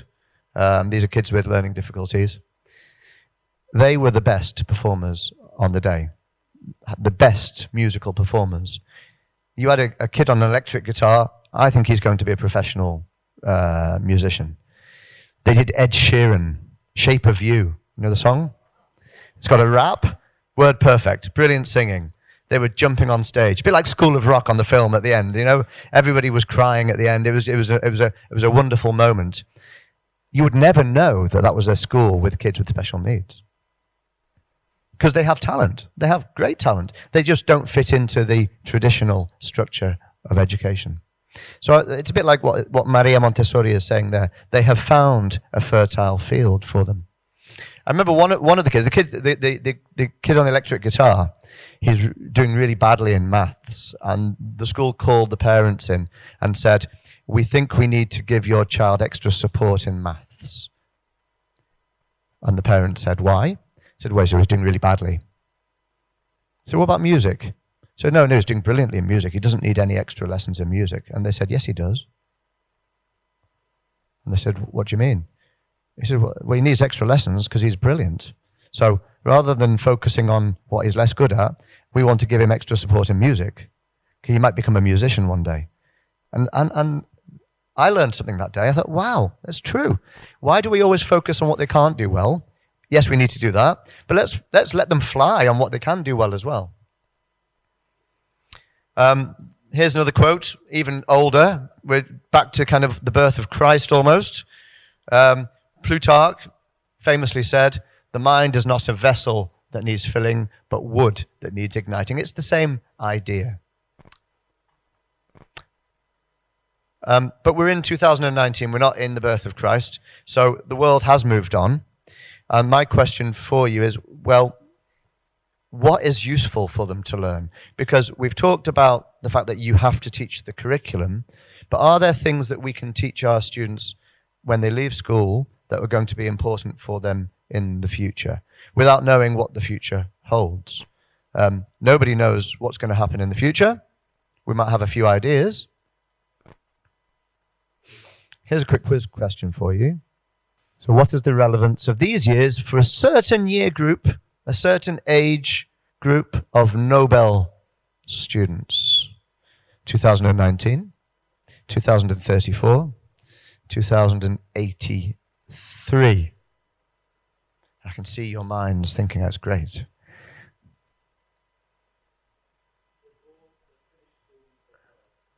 They're born, they finish school, and they die. They're all going to die in 2083. Okay, thanks, Matt. You're pretty close. All will be revealed. When I told you I used to teach French A-level, one of the topics I used to have to teach was called the future. And I used to show them this slide. And this was a slide that I used, well, you can see, 2006. So it's an old slide that I used. And I used to ask them what they thought the future held in these different areas. So that first one is space travel. And they said, we think that one day tourism will exist in space. And I think we're there. I think you can go into space and travel if you have enough money. You can get in. Virgin have started doing that. In the 1970s, I'm sure Michael will remember this, there was a TV series called The $6 Million Man. Steve Austin, showing your age there, Mike. And he was also called the Bionic Man because they rebuilt his body with machinery, with technology. And here's an example of one that exists now. This one we would discuss in class how surveillance was taking over the world, cybersecurity. And of course that's becoming more and more of a relevant now. Can you guess what this one is? GM, genetically modified foods, which is a reality as well, of course. This one was just getting them to try to predict what kind of technology would exist in the future. I told you this was in 2006, I asked them that. And they talked about some kind of gadgets that maybe could be a phone, could be a camera, could do all sorts of things. And then the following year, 2007, was when the iPhone was invented. And so that was an interesting time to ask that question. And then we get on to the last question. And my question to you is, can you guess what that building is? School. It is. Yeah. I'm not sure whether I would like to teach in that space. That there are no walls, there's no lights, it's all natural light. This was in 2006 in New York. It looks like a futuristic school still, doesn't it? I And you can see that there are no boards, they're just tables and some resources there. It almost looks like a library. And I told my students at the time, and this was a very famous presentation that was on YouTube, that we are currently preparing our students for jobs which don't yet exist. So you are preparing your students for jobs that we don't know exist because they don't exist yet. Some of them. And they're going to have, our students are going to have to solve problems that we don't yet know about. I would imagine climate change is going to be a problem that we do know about. But there will be lots of problems in the world, and we don't know what they are yet. And our students are going to have to use technologies that haven't yet been invented because technology is changing so quickly. So we don't know what the jobs are, we don't know what the problems are, and we don't know what the technology is. And your job and my job is to have the best possible education in our school to do that. So where do we start? Well, before I answer that question, here's the answer to the question I asked you a minute ago. Our children are starting the 3-year-old. Think of 3-year-olds. 3-year-olds who start now, next week, in Nobel. All being well, as long as there's no policy of them repeating the year, they will finish in 2034. Doesn't that make us feel old? They're going to be in school till 2034, here. And then we're going to let them fly into the world. And according to the current retirement age of 67, I think it is. Is that right? 67? They will be 67 in 2083. That means that our students starting this year will still be working and hopefully making a contribution to change the world in 2083. We can only guess where we will be in 2083. So that's our job. Our job is to prepare them for this world. Surely that's what we're here for, to prepare them for the world and to change the world. So we don't know the future. What we do know that the world has the challenges now, and it will always have challenges in the future. We also know that it is the young people at school now who will be able to have an impact and solve problems in the future. They are the future generations. And we also know that our role as educators is key, because we need to give them what they need to function in this world. Wow. So where do we start? We've got our national curriculum. They have to do exams. We know that. But what else? I think Mike told you yesterday that our mission... Did you, Mike? Showed the video? Okay, so the video will have said that what we want each of our students to do, all of them, is to become what we call a global citizen. That means somebody that not only speaks languages but understands the world in which they live, is respectful to other cultures and countries, could live anywhere and have a significant positive impact on the world. That means these things. This is what we believe as an organization. I hope you agree with these. Now, none of this is the national curriculum, but it is education. So how do we do this? Well, we've come up with 3 things. The character traits, the type of person we are hoping to create or to educate in our schools. The kind of skills that we think are going to be important for them to use. And the curriculum is here. So they should be masters of their curriculum. And here are some areas. Some of them are not in your national curriculum probably, but that we think are important as an organization. Typically, if you look on websites, school websites, when they define their curriculum, you'll see maths right at the top. Normally, the native language as well. Language and maths. Yeah? And of course, they're basic skills. But you'll see science at the top. And there's an obsession with science, technology, engineering, math, STEM at the moment. And that's important, of course it is. I'm not saying it's not. But quite often, you'll see things like the expressive arts, music, down the bottom of the list. So they'll start with maths and science and language.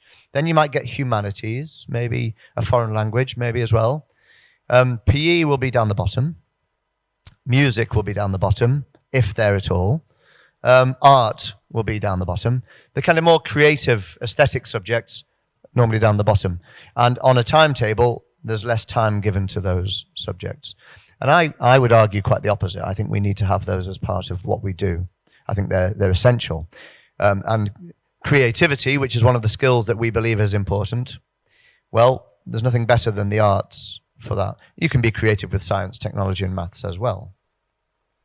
So there's our list. Languages, science, technology, maths, music, expressive arts, humanities, sport, but not only sport, health, well-being, emotional well-being, physical well-being.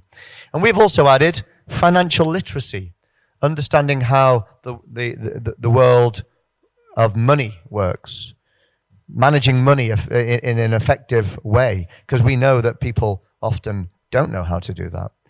And the final one, public speaking, because we think it's a very important skill. When I was at school, we didn't do any of that.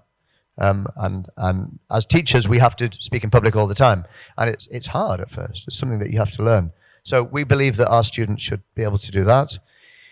You know that we give them international experiences, we organize events, and soon you're going to learn about this thing, which is the Globeducate agenda, which is how we're going to be committed to improving the world. So we'll talk about that another day. So those 5 skills that I mentioned, there they are. I call them the 5 C's: comprehension, communication, collaboration, creativity, and this is a bit of a cheat. It's kind of a CT, critical thinking, thinking more deeply.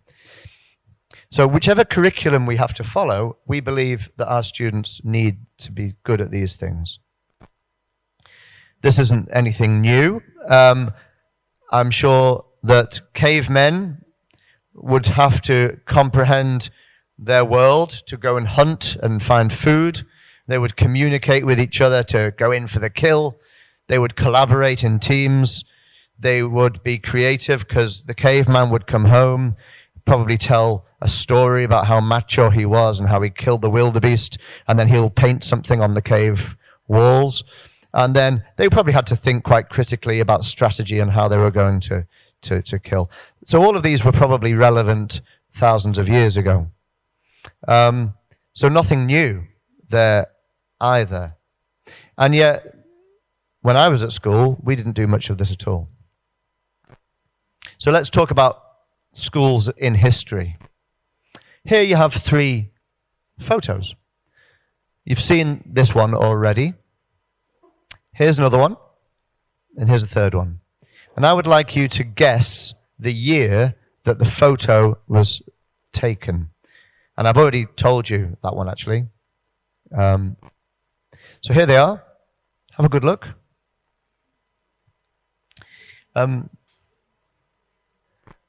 Here's that one.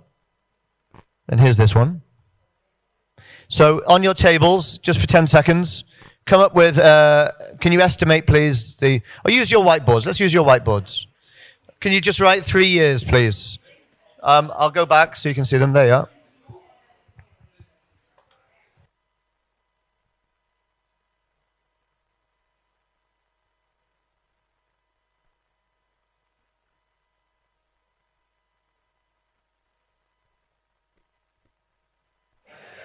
Five, 4, 3, 2, 1.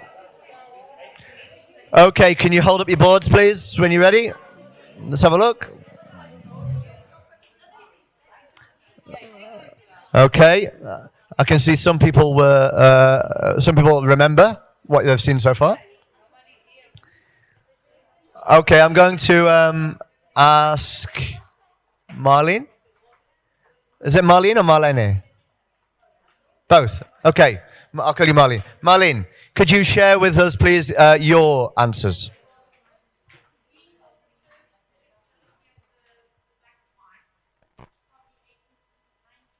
1890. 1890. Okay. This one? This one? Sorry, this one. So what did you say? 19 what? Okay. This one?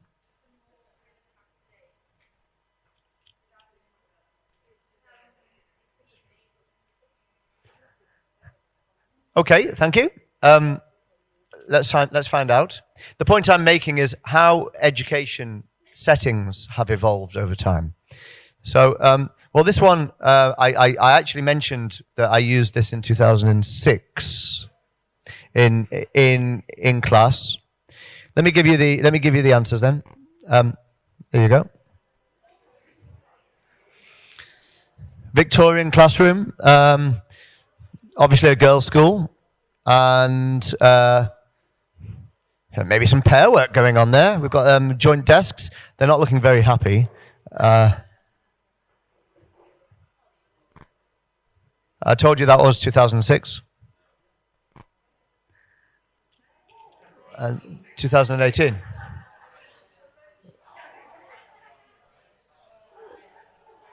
Matt's got 2 out of 3. 2 out of 3 ain't bad, as Meatloaf once said. Okay, so I guess the point I'm making, I did this deliberately, of course, but this one, okay, 1906, I get that. This one was 2006. This one really has probably more in common with that one. And here, at least, they're sitting together. And so if we're talking about communication and collaboration being important, well, it's going to happen more, hopefully, there than even here. And of course, this may have just been a test and an exam, so they've moved the desks, but it kind of still looks similar to 1906. Schools haven't really changed, and yet the world has moved on at a tremendous pace. Why is that? Why is education dragging its heels? Why haven't we changed? Well, if you listen to a very famous guy called Ken Robinson, Ken Robinson is controversial, interesting, and I'm going to show you a video, it's about 10 minutes long, a video where he gives his view on why education needs to change, and it's up to the governments to do that, really, but why it's important that things do change, and how we maybe change our attitude to learning as well. He's going to give you a controversial opinion about ADHD, and he's also going to talk to you about creativity. For the ADHD, he's going to show you a map of the United States, which looks like this. And when he talks about creativity, he's going to talk about divergent thinking, or lateral thinking, thinking outside the box, we sometimes say in English. And what you won't see on the presentation are these numbers. So let me just share these with you so that you understand what he's talking about. He'll talk about 3-year-olds, and he'll say 98%. Then you won't hear him say that 8-year-olds is 32%, 13-year-olds is 10%, and 25-year-olds is 2%. So just bear that in mind as you listen to the video. 98 down to 2. Okay? So I'm going to show you the video. He speaks very quickly, but you can... It's very visual. You'll see somebody is doing like an artist's impression as he speaks. Okay? As I say, controversial.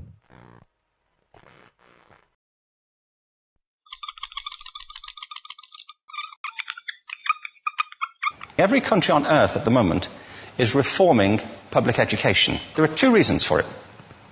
The first of them is economic. People are trying to work out, how do we educate our children to take their place in the economies of the 21st century? How do we do that, given that we can't anticipate what the economy will look like at the end of next week? as the recent turmoil is demonstrating. How do we do that? The second, though, is cultural.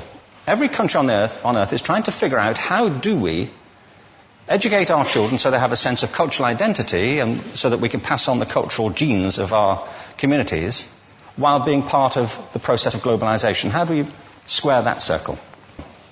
The problem is they're trying to meet the future by doing what they did in the past. And on the way, they're alienating millions of kids who don't see any purpose in going to school. When we went to school, we were kept there with a story, which was if you worked hard and did well and got a college degree, you would have a job. Our kids don't believe that. And they're right not to, by the way. You're better having a degree than not, but it's not a guarantee anymore. And particularly not if the route to it marginalizes most of the things that you think are important about yourself. Some people say we have to raise standards as if this is a breakthrough. You know, like, really, yes, we should. Why would you lower them? You know, I mean, I haven't come across an argument that persuades me of lowering them. But raising them, of course we should raise them. The problem is that the current system of education was designed and conceived and structured for a different age. It was conceived in the intellectual culture of the Enlightenment and in the economic circumstances of the Industrial Revolution. Before the middle of the 19th century, there were no systems of public education. Not really. I mean, you could get educated by Jesuits, you know, if you had the money. But public education, paid for from taxation, compulsory to everybody and free at the point of delivery, that was a revolutionary idea. And many people objected to it. They said it's not possible for many street kids, working class children, to benefit from public education. They're incapable of learning to read and write, and why are we spending time on this? So there's also built into it a whole series of assumptions about social structure and capacity. It was driven by an economic imperative of the time, but running right through it was an intellectual model of the mind, which was essentially the Enlightenment view of intelligence. That real intelligence consists in the capacity for a certain type of deductive reasoning and a knowledge of the classics originally, what we come to think of as academic ability. And this is deep in the gene pool of public education, that there are really two types of people, academic and non-academic, smart people and non-smart people. And the consequence of that is that many brilliant people think they're not, because they've been judged against this particular view of the mind. So we have twin pillars, economic and intellectual. And my view is that this model has caused chaos in many people's lives. It's been great for some. There have been people who have benefited wonderfully from it. But most people have not. Instead, they suffer this. This is the modern epidemic, and it's as misplaced and it's as fictitious. This is the plague of ADHD. Now, this is a map of the incidence of ADHD in America, or prescriptions for ADHD. Don't mistake me here. I don't mean to say there is no such thing as attention deficit disorder. I'm not qualified to say if there is such a thing. I know that a great majority of psychologists and paediatricians think there is such a thing. But it's still a matter of debate. What I do know for a fact is it's not an epidemic. These kids are being medicated as routinely as we had our tonsils taken out. And on the same whimsical basis, and for the same reason, medical fashion. Our children are living in the most intensely stimulating period in the history of the earth. They're being besieged with information and calls for their attention from every platform, computers, from iPhones, from advertising holdings, from hundreds of television channels. And we're penalizing them now for getting distracted. From what? You know, boring stuff. At school, for the most part. It seems to me it's not a coincidence totally that the incidence of ADHD has risen in parallel with the growth of standardized testing. Now, these kids are being given Ritalin and Adderall and all manner of things, often quite dangerous drugs, to get them focused and calm them down. But according to this, attention deficit disorder increases as you travel east across the country. People start losing interest in Oklahoma.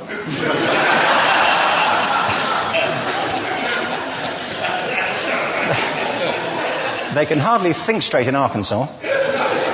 And by the time they get to Washington, they've lost it completely. And there are separate reasons for that, I believe. It's a fictitious epidemic. If you think of it, the arts, and I don't say this exclusively of the arts, I think it's also true of science and of maths, but I say about the arts particularly because they are the victims of this mentality currently, particularly. The arts especially address the idea of aesthetic experience. An aesthetic experience is one in which your senses are operating at their peak, when you're present in the current moment, when you're resonating with the excitement of this thing that you're experiencing, when you are fully alive. An anesthetic is when you shut your senses off and deaden yourself to what's happening. And a lot of these drugs are that. We're getting our children through education by anesthetizing them. And I think we should be doing the exact opposite. We shouldn't be putting them asleep. We should be waking them up to what they have inside of themselves. But the model we have is this. I believe we have a system of education that is modeled on the interests of industrialism and in the image of it. I'll give you a couple of examples. Schools are still pretty much organized on factory lines, ringing bells, separate facilities, specialized into separate subjects. We still educate children by batches. We put them through the system by age group. Why do we do that? Why is there this assumption that the most important thing kids have in common is how old they are? It's like the most important thing about them is their date of manufacture. You know what I mean? Well, I know kids who are much better than other kids at the same age in different disciplines, or at different times of the day, or better in smaller groups than in large groups, or sometimes they want to be on their own. If you're interested in the model of learning, you don't start from this production line mentality. It's essentially about conformity, and increasingly it's about that as you look at the growth of standardized testing and standardized curricula. And it's about standardization. I believe we've got to go in the exact opposite direction. That's what I mean about changing the paradigm. There was a great study done recently of divergent thinking. Published a couple of years ago. Divergent thinking isn't the same thing as creativity. I define creativity as the process of having original ideas that have value. Divergent thinking isn't a synonym, but it's an essential capacity for creativity. It's the ability to see lots of possible answers to a question, lots of possible ways of interpreting a question, to think what Edward de Bono would probably call laterally, to think not just in linear or convergent ways, to see multiple answers, not one. So, there are tests for this. One kind of cod example would be, people might be asked to say, how many uses can you think of for a paperclip? One of those routine questions. Most people might come up with 10 or 15. People who are good at this might come up with 200. And they do that by saying, well, could the paperclip be 200 foot tall and be made out of foam rubber? Does it have to be a paperclip as we know it, Jim? Now, there are tests for this, and they gave them to 1,500 people. This is in a book called Breakpoint and Beyond. And on the protocol of the test, if you scored above a certain level, you'd be considered to be a genius at divergent thinking. Okay? So my question to you is, what percentage of the people tested, of the 1,500, scored at genius level for divergent thinking? Now, you need to know one more thing about them. These were kindergarten children. So what do you think? What percentage at genius level? 80. 80, okay. 98%. Now, the thing about this was it was a longitudinal study. So they retested the same children 5 years later, ages of 8 to 10. What do you think? 50? They retested them again 5 years later, ages 13 to 15. You can see a trend here, can't you? Now, this tells an interesting story, because you could have imagined it going the other way, couldn't you?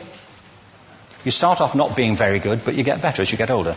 But this shows two things. One is we all have this capacity, and two, it mostly deteriorates. Now, a lot of things have happened to these kids as they've grown up. A lot. But one of the most important things that happened to them, I'm convinced, is that by now they've become educated. They've spent 10 years at school being told there's one answer, it's at the back. And don't look. And don't copy, because that's cheating. Outside schools, that's called collaboration, but inside schools. Now, this isn't because teachers want it this way. It's just because it happens that way. It's because it's in the gene pool of education. We have to think differently about human capacity We have to get over this old conception of academic, non-academic, abstract, theoretical, vocational, and see it for what it is, a myth. Secondly, we have to recognize that most great learning happens in groups, that collaboration is the stuff of growth. If we atomize people and separate them and judge them separately, we form a kind of disjunction between them and their natural learning environment. And thirdly, it's crucially about the culture of our institutions, the habits of the institution and the habitats that they occupy.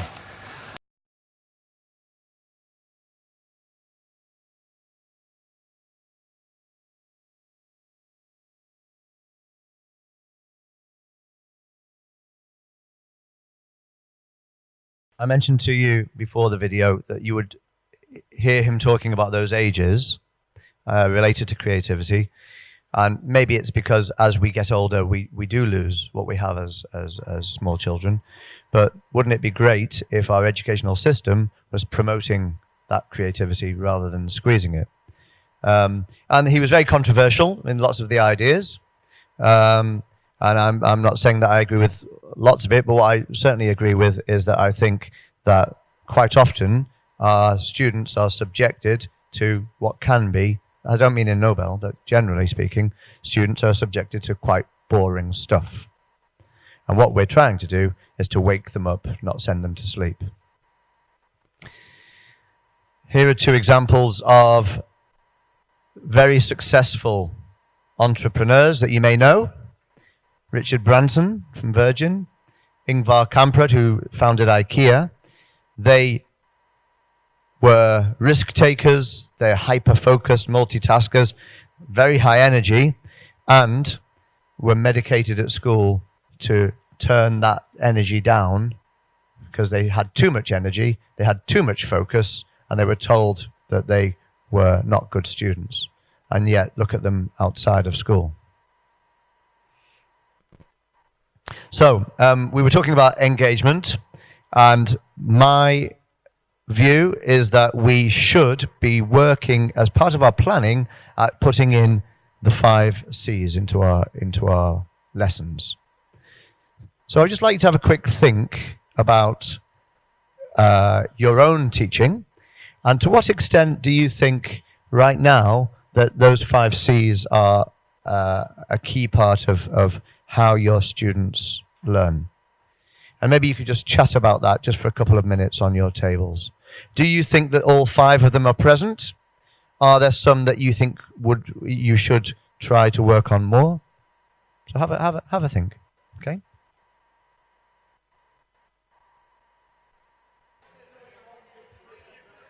Okay. Could I have Davi, your table? Could you just feed back a little bit about comments that you've made? David said that the one thing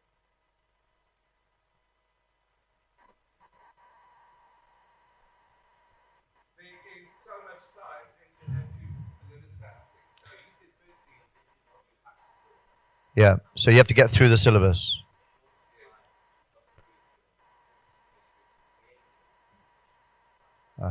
Because it's squeezed. I agree with you. I think that's a very, very common concept. So I guess the question is, the challenge that we have is how can we build that creativity but still deliver the curriculum? Yeah, Simon. Yeah, no hands up, yeah.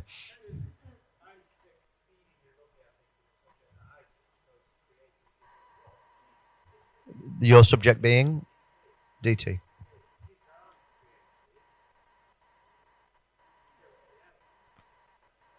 So what about the others?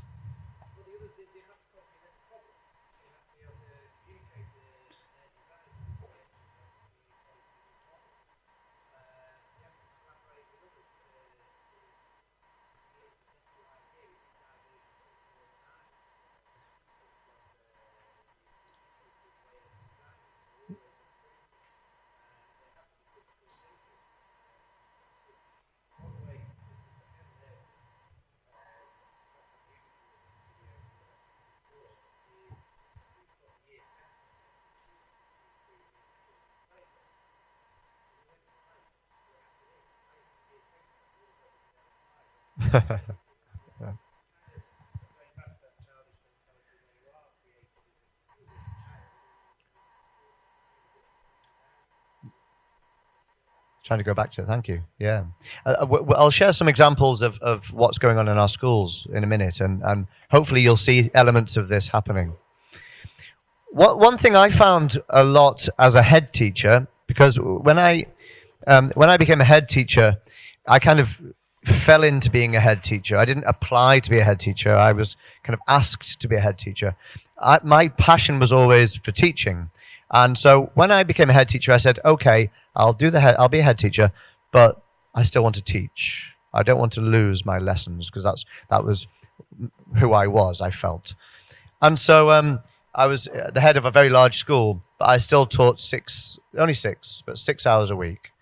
And my classroom was on the opposite side of the school to my office. So quite often I was literally running across the playground from one to the other. And I would often arrive late to my lessons, which is terrible because my priority, I always said, had to be the students. And it was. But things got in the way, and sometimes I'd arrive late. And so I realized that. But when I go around schools now and I go to people's lessons, I find that the same thing happens time and time again. Lots of lessons start late. It's nobody's fault. It's often because the students arrive from another class, or they've been in PE, or they've been doing something else, or you as teachers have to change rooms, or it could be lots of other things as well. But for whatever reason, the first 5 minutes of the lesson, first 10 minutes of the lesson are often lost, and that was my problem as well. So I came up with this. This is an idea that I borrowed and nicked from a colleague. And it's very simple PowerPoint, and I'll give you a copy of it, like everything else. And I'm not going to say anything else other than this is an activity I would like you to try now. And the best way to get this done, you're only going to have 2 minutes. The best way to do it is in a collaborative way. So think about the 5 C's. Collaboration is one way of doing this. I won't say anything else. I'm going to have a rest. I'm going to sit on this chair. Okay? It's over to you guys.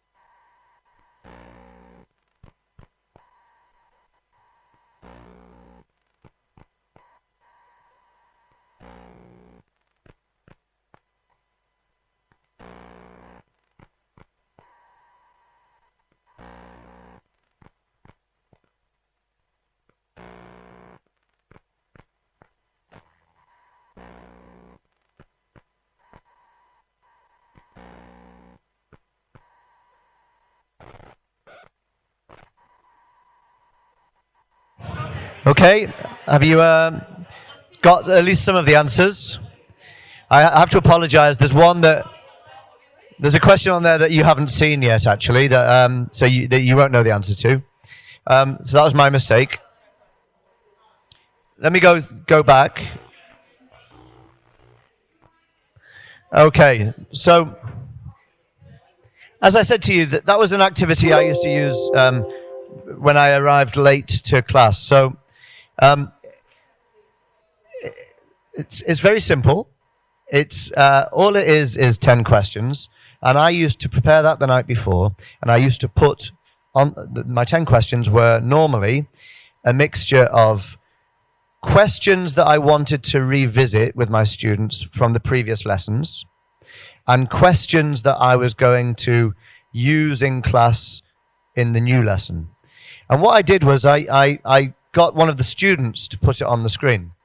So, because I knew I was going to be late. So they got given the PowerPoint. They put it on the computer. One of my colleagues would look after them while I was arriving. And what I found was it was a really effective way to use those 5 lost minutes, because, and I'll send it to you. All you need to do is change the wording, and it's done. And you've got a very effective way of starting a lesson. By the way, the answers, I think I counted 44. Did you? 45? Maybe I might be wrong. It's always funny to watch your faces, because when it goes so quickly, and people were looking like, I'm a person. He's yeah, 45. You might be right. I might not know how to count. But the way you reacted when you were doing it is, I could see some mild panic on some faces. Imagine that's like with children in class, students in class, when they don't get it. And I think it's that feeling. It's like, I'm uncomfortable with this.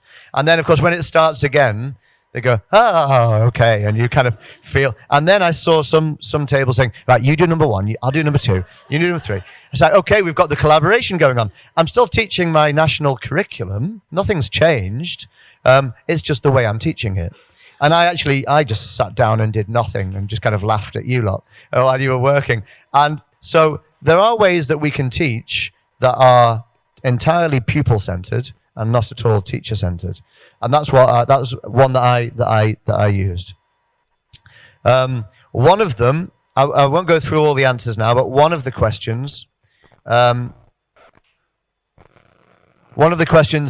talked about time flying.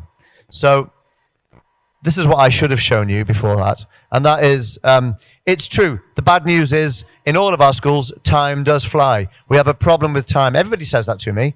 Oh, we haven't got enough time. Time flies. And I always say, yeah, time flies, but we are the pilot. You can make the time fly. You can give priority to whatever you need to give priority to. I had a discussion with Mike this morning, and we were talking about this workshop. And he said, isn't it great to have some time to focus on teaching and learning? And I said, well, yeah, but we need to make more time. And he said, it's just hard because we've got so much going on. We don't have time to focus on teaching and learning.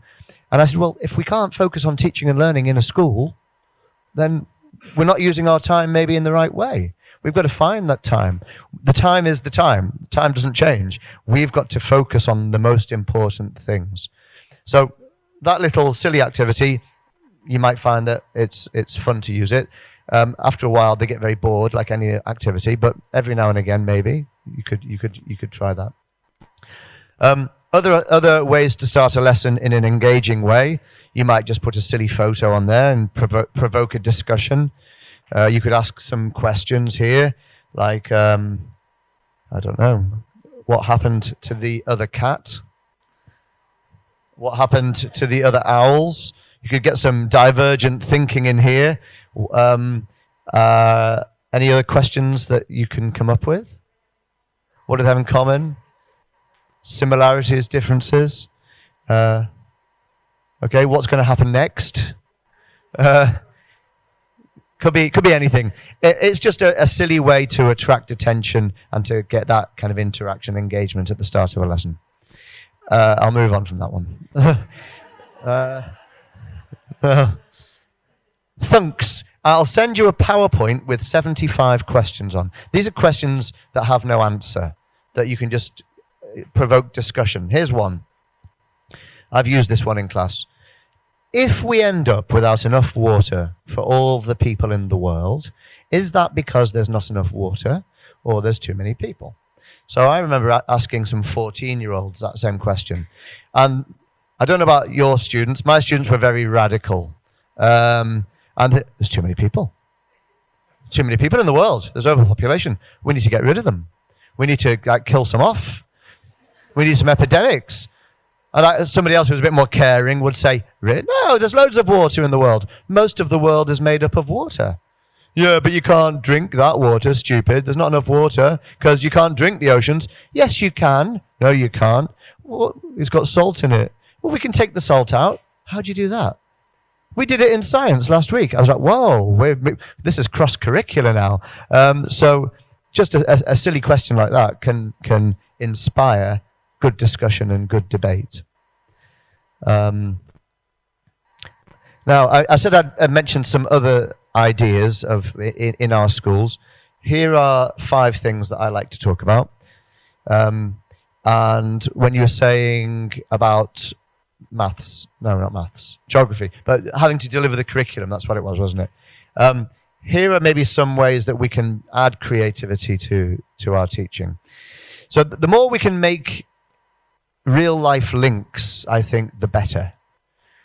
And this afternoon, I'm going to talk to you about a guy called Ron Berger, who you may have heard of, who is this inspirational teacher in the United States. And he, everything he does has a real life project to it. So he teaches all the subjects. When he taught science to his students, primary school, he took them outside and they analyzed the quality of the water in the river where the village was.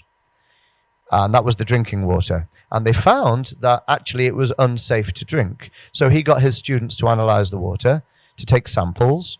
Then he made them go to the town hall. They had to write a letter. That was his English.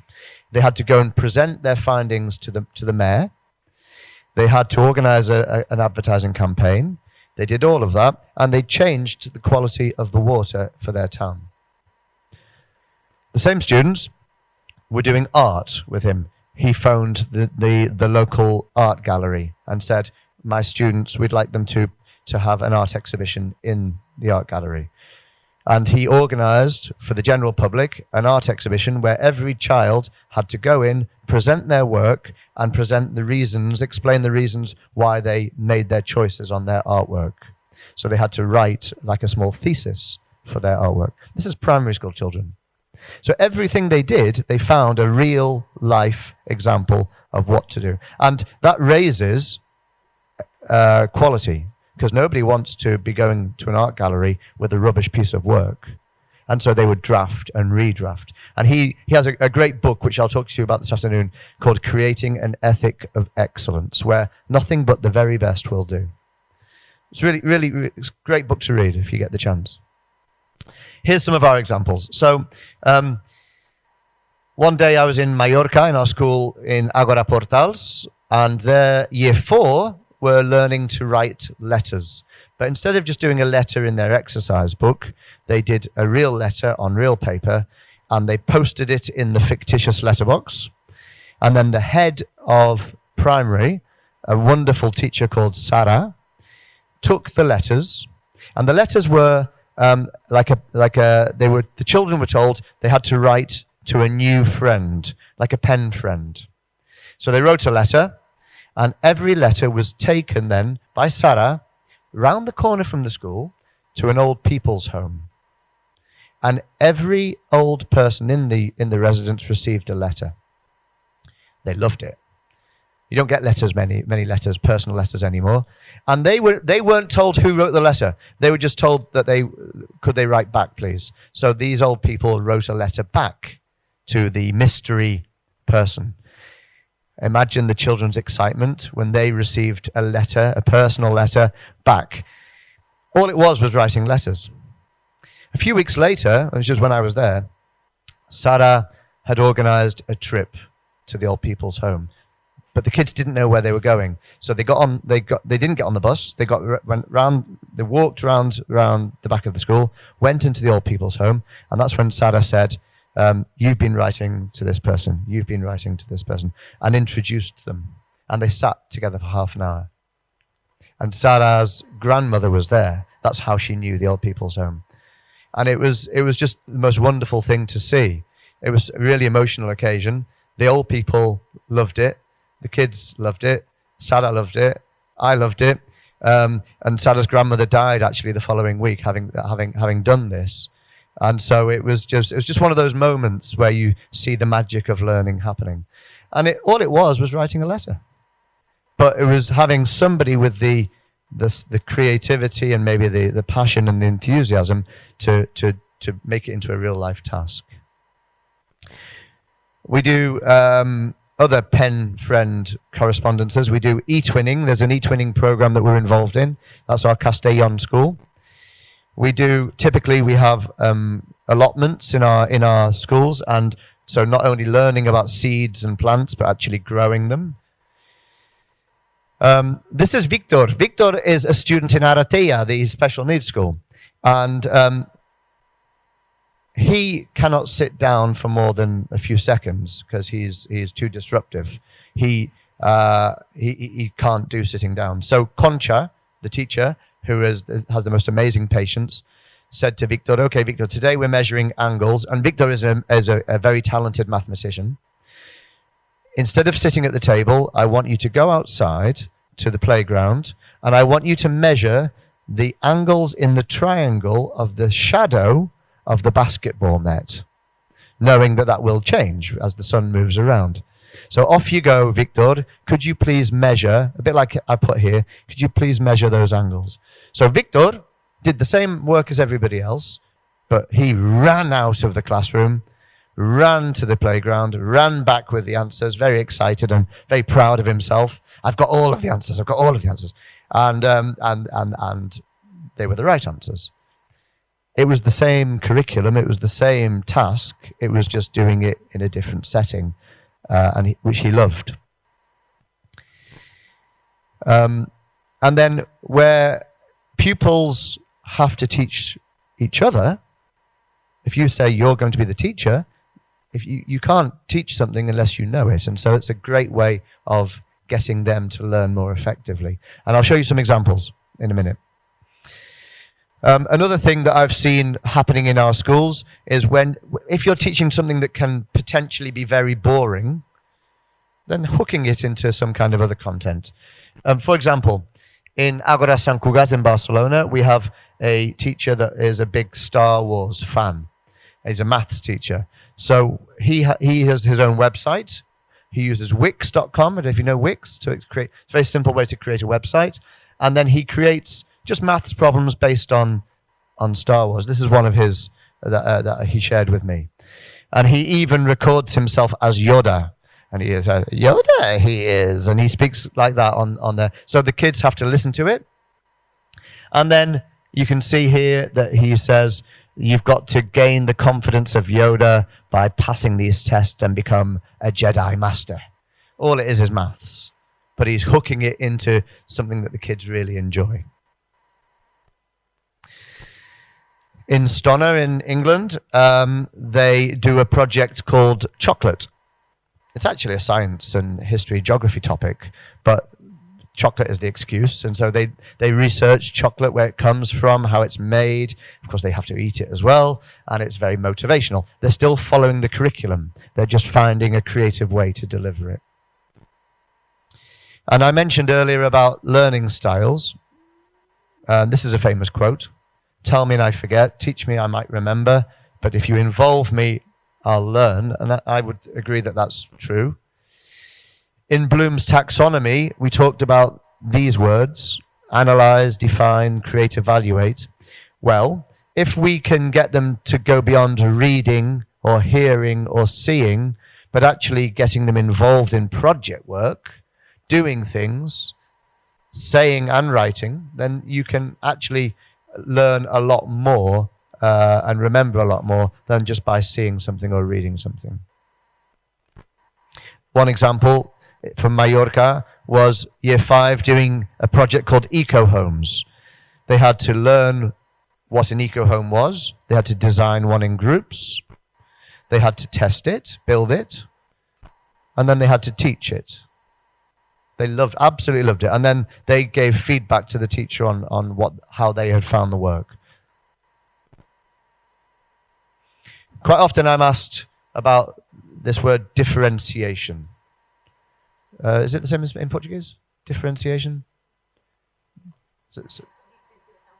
Diferenciação. Okay. So this idea of, and I have a problem with this word because I've been in education for quite a few years, and I still haven't really got to a great definition of how we differentiate, because I don't think there is an answer. But one thing that I do know is can work is this idea of adding extra challenge in classes. Another thing I have an issue with is lots of schools will say that their mission statement is for the children to reach their potential. Why do you want to reach potential? Potential is potential. It's in the future. The definition of potential is it's somewhere in the future. If you reach it, what happens? You die? So surely potential should keep changing. So we want them to unlock their potential, to exceed their potential, to keep going. Have we reached our potential? Have I reached mine? If I have, I might as well stop now. So I don't think anybody reaches potential, because we should always have a new horizon. Vygotsky talked about this. He talks about the zone of proximal development, the ZPD. That basically means that we as teachers need to know what the learners can already do, and then go to the next level, which is what they can do with our help, but not to go to this level because that's too hard. As Thomas Edison famously said, who invented the electric light bulb, he said, I haven't failed, I've just found 10,000 ways that won't work. And eventually he found the one that did. But this idea of making mistakes is often something which is, I mentioned earlier, penalized in schools. Actually, making mistakes is learning. The learning process depends on us making mistakes. If we make mistakes and then learn from them, that's how we learn. If we never make a mistake, then we're not really learning as well as we could do. So in schools, here's a stunner, they have displays everywhere saying, I can learn from my mistakes. Mistakes help me to learn and improve, as long as you learn from them. Nothing wrong in errors. When a child learns to speak, they make mistakes in their language, and we tell them, and that's how they learn. When a child learns to walk, they fall over. They don't walk suddenly and that's it. They fall over and they get back up. It's part of the learning process. And yet in schools, we penalize mistakes. Well, let's not do that, perhaps. Talking about challenging to unlock potential, this was a school I visited a couple of years ago in England, and there was a very inspirational teacher there who had these little plastic fires. It said, you're on fire. And all it meant was, imagine you're all doing your work. He would come round, he'd see Anna, and looking at Anna's work, and see that Anna has done a fantastic job. Anna, you're on fire. So Anna, feeling very good about herself, would get up, would go over to the table, and pick up a fire and bring it back and have a fire on her desk. And all that meant was Anna is ready for a more complex task. So I am going to give Anna a different task. You're doing fine, here's a new one. It could be on a post-it note. Here, you're going to do a separate question. This question's even harder than Anna. You're on fire, there you go. Stick it in your book. And it was just a nice way of, we were talking about differentiating, a nice way of extending students when they're ready to move on. If you see that they can do it, give them something more complex to do. And at the same time, the teacher had help desks, so students that needed help would just get up by themselves. He had an English desk, he had a maths desk, and they just used these resources to help them. It's a very simple way to, as we say, scaffold to help them. You might want to give your students a choice of task. I used to do this with my weaker students and say, this is a really easy task in green, the yellow is a medium task, and the red is a really, really, really hard task. Which one are you going to go for? And normally the less able students would say, I'm going to go for the red. I say, fantastic. You go for the red. And if you struggle with the red, you can always drop down to the yellow. Okay, Daniel. Some lazy kids I used to have, who are quite clever, would say, I'm going to do the green task. I say, no, you're not. You're going to do the yellow, or you're going to do the red. So it's just, again, child psychology. Because if the less able kids can do that red one, then they're going to feel great about themselves. They've done the hard one. Technology can help us as well. Remember, technology was here in our list. And I don't know if you've heard of the title flipped learning. If you have heard of flipped learning, and if you've used flipped learning, I'd be really interested to know your thoughts. I'm going to show you when we get back after lunch. I'm going to start by showing you an example of flipped learning, because it may be something that you could use in your teaching. They say that flipped learning does all of these things here.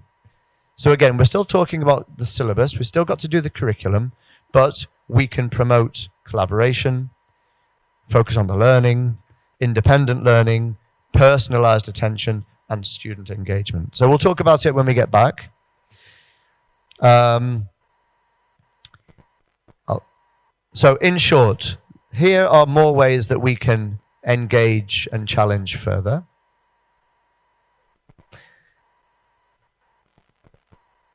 And what I would like to do now, remember you've got this for your own notes, is on your way out to lunch, because I'm sorry I've overrun by 10 minutes, if we stop now and come back about 2 o'clock, is that okay? 50 minutes? On your way out, I would like you to use your exit ticket. You have a ticket to get out of the door. Okay? Now, the ticket is, you've got a choice. You could either just write down something that has struck you that you remember from today's workshop, or maybe you have a question. Remember we talked about having questions? Maybe you have a question in your head that you would like to share with the group, or maybe you have both. So I'd be really interested to see what you remember, and maybe if you've got a question, what's your question? And I'll stand at the door, and that's your exit ticket. So you have to give me your... So this is a good task to do with kids. So like a plenary, a way of finishing off a lesson to see what's in their heads. Okay?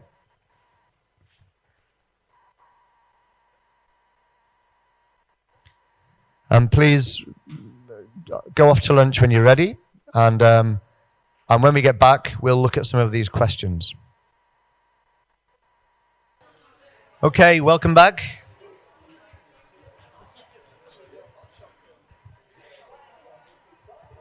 Okay, we're going to get going again.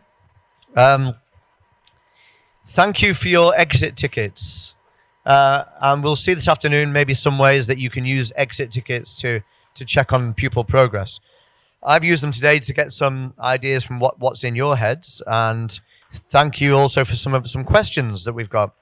So rather than me trying to answer the questions, I thought maybe we could do it together.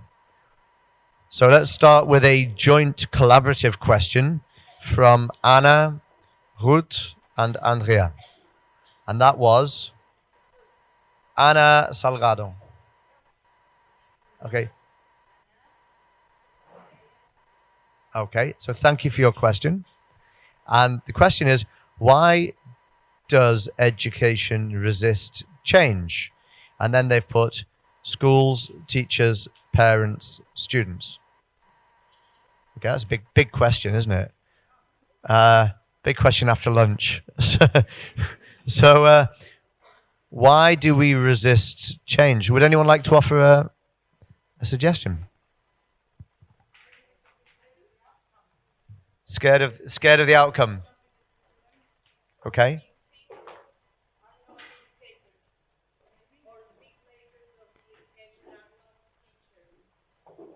The people, the rule makers, not teachers. Okay. We're scared of change because we might be scared of coming out of our comfort zone. Things might get worse results. Okay. Thank you. I think that's... Any other comments? Habit. My view on also on parents, because I'm glad you put parents on there as well.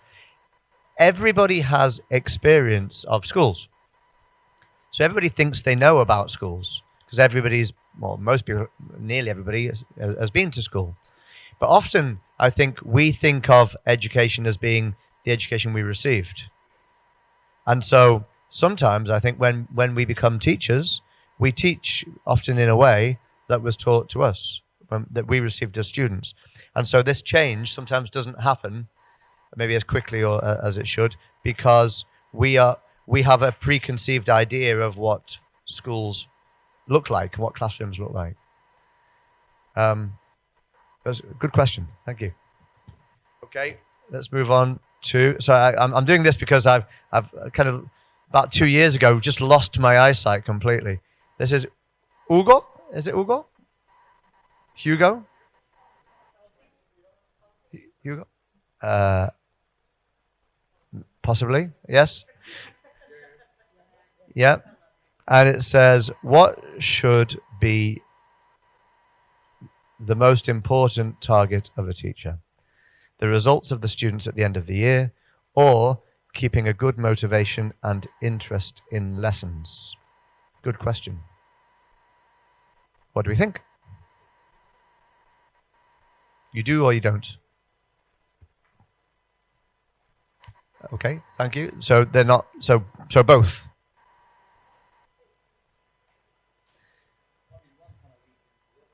I was going to say, hopefully, I believe that the more motivation and interest we have in our students, the better the results will be, because they will be more involved in their learning. But I think I take your point as sometimes we're so focused on results, we need to also be focused on maybe the enjoyment of learning. And I'll touch on that later on. So that's a great question. And then another one. You need to write larger without my glasses. Anna says, is it possible to have more training about active learning and active assessment? Where's Anna? Anna. Yes, it is. But what I would suggest also is that you have so much expertise in your own school that the most effective training often isn't bringing somebody from the outside. It's talking about it from the inside, and it's finding that way and those moments to make that happen. And I'd like to share with you at the end of today, almost like a suggested, some suggested next steps for what you could do next. Because having workshops is great, but if it starts and finishes there, then there's not going to be as much impact. So it's what can we do afterwards? So we'll talk about that if that's okay. So there you are. That's the exit ticket, which is just a piece of paper, really, isn't it? But a nice way to start a lesson when you finished a previous lesson. We were talking about flipped learning, and Ruth has told me that she uses flipped learning a lot. So I'd like, in a minute, Ruth, if you could just share some of your experience, that'd be great. I had the pleasure of meeting. I'd already met you, but spending some time with Ruth and with Davi in Madrid this year. And you're going to chat to them later about that, aren't you? As well. So before we do that, I'd like you just to watch a short video, and it is about this idea of flipped learning, where basically this is really thinking of those formal teacher-led lessons where you would traditionally have the teacher giving content and then the kids listening and doing work. Rather than that happening, the homework is before the lesson. The homework is to get the content. And the advantage of that also is students can watch it several times. So if someone doesn't get it first time, they can watch it second time or third time. And then they come to the lesson and they do the activities in class. But there's somebody who will explain that much better than me. So if you just watch this short video, you'll see what I mean. If you walked into a flipped classroom, you're going to see kids actively involved in their learning. If it's science, they might be doing experiments. It's a foods class, they're going to be making foods, having conversations with each other. They're getting more help from their teacher. The teacher's going to be walking around and helping their students. You've seen these things before, but if you will, the magic of the flipped classroom is there's going to be more time for those things. My work in flipped learning started in 2006, 2007, when Erin Sams and I were having a conversation with our Assistant Director of Curriculum Instruction. She came down and she said, I love it that you guys are recording your lessons for your kids. And she says, my daughter has her professor recording her lessons, and she loves it. And then she said these words. These are the words that sort of changed everything for us. She said, my daughter loves it because she doesn't have to go to class anymore.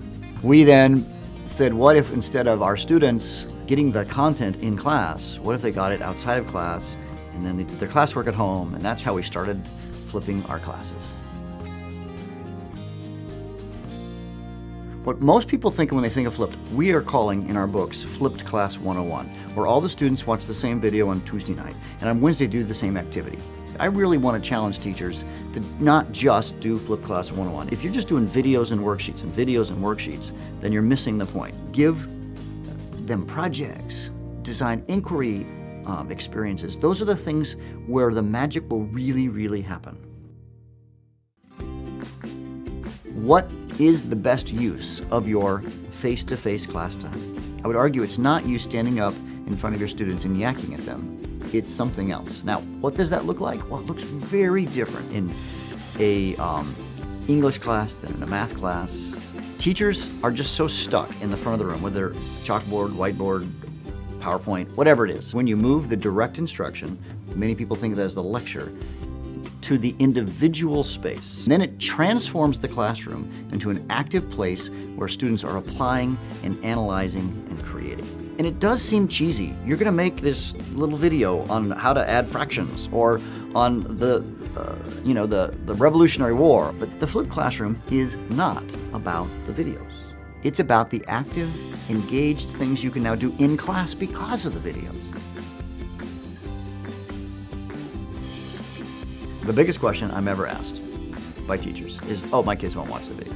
So one often used strategy is if the kids don't watch the video, then you have them watch them in the class. Hold kids accountable for their actions. While the other kids are getting help and working in these problem-solving groups or whatever it might be, they're going to still have to get the content. So our kids said, wait a second. So Mr. Bergman, if I don't watch the video, I have to watch it in class. Yeah, you do. And all my friends are going to get help on all their assignments, and I have to take it home. Yeah, that's right. Oh, it would actually be easier if I actually did the lesson at home. Yeah, that would be good. And most of our kids quickly learn. So one thing that I find teachers do wrong when they first flip their class is they use video resources found on the internet. Not to say that those other resources aren't good. I'm sure they are. I don't want kids to watch a video. I want kids to interact with learning content. The efficacy of a flipped classroom is greatly enhanced if the teacher is the creator of the content. And if you can build in interaction into these, it greatly enhances the learning experience for the students. I like to say it puts like a layer on top of it. And so what happens is you can take your video, and as it's playing, you as the teacher, this is before they're going to watch it, you can say at 1 minute, pause the video, and a question will pop up, and the students then respond to the question. And it's tracking them. It knows who they are, and then how much of the video they watched. When they know you're kind of looking over their shoulder, so to speak, and knowing what they're doing, they'll actually do it. Once you've created a video, you've got to make it accessible to your kids, and there's lots of ways to do that. Another myth in the flipped classroom is this whole issue of access. The studies say now 95% of kids in the United States have access to the internet at home. You don't make a decision based on 5% of your kids. You have an intervention for those kids. There's ways to get around that. A lot of teachers are uploading, frankly, to YouTube. So if YouTube is not blocked, and I know that's not always the case, but if YouTube is not blocked, I'm a fan of YouTube because every device any kid's going to have access to will play a YouTube video. The reality is flipped class is a gateway to those deeper learning strategies that we've been talking about teachers using for a long, long time, and let's be honest, they're not using them. The entry point for a flipped classroom is not to flip a class, but to flip a lesson. As your very first lesson, I would recommend you answer this question. What is something that you find yourself repeating over and over and over again? Over and over and over again. Flip that lesson. In the 2007-2008 school year, Aaron Sams and I had made a commitment to completely pre-record all of our lectures. That first year, we made 100 videos in one class and 67 in another class. We began to see our students taking more ownership for their learning. We saw kids were actually, their performance on our tests that we had given for years increased significantly, actually 1 standard deviation. And then we saw kids interested and engaged. This just makes sense. You know, there was a quote from one young man, and he said, "Finally, somebody who teaches the way I learn."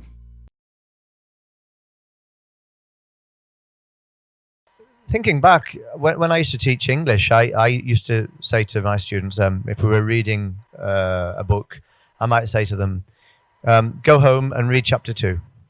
And then when you've read it, come back. That's your homework. Read chapter 2, and we're going to analyze it together.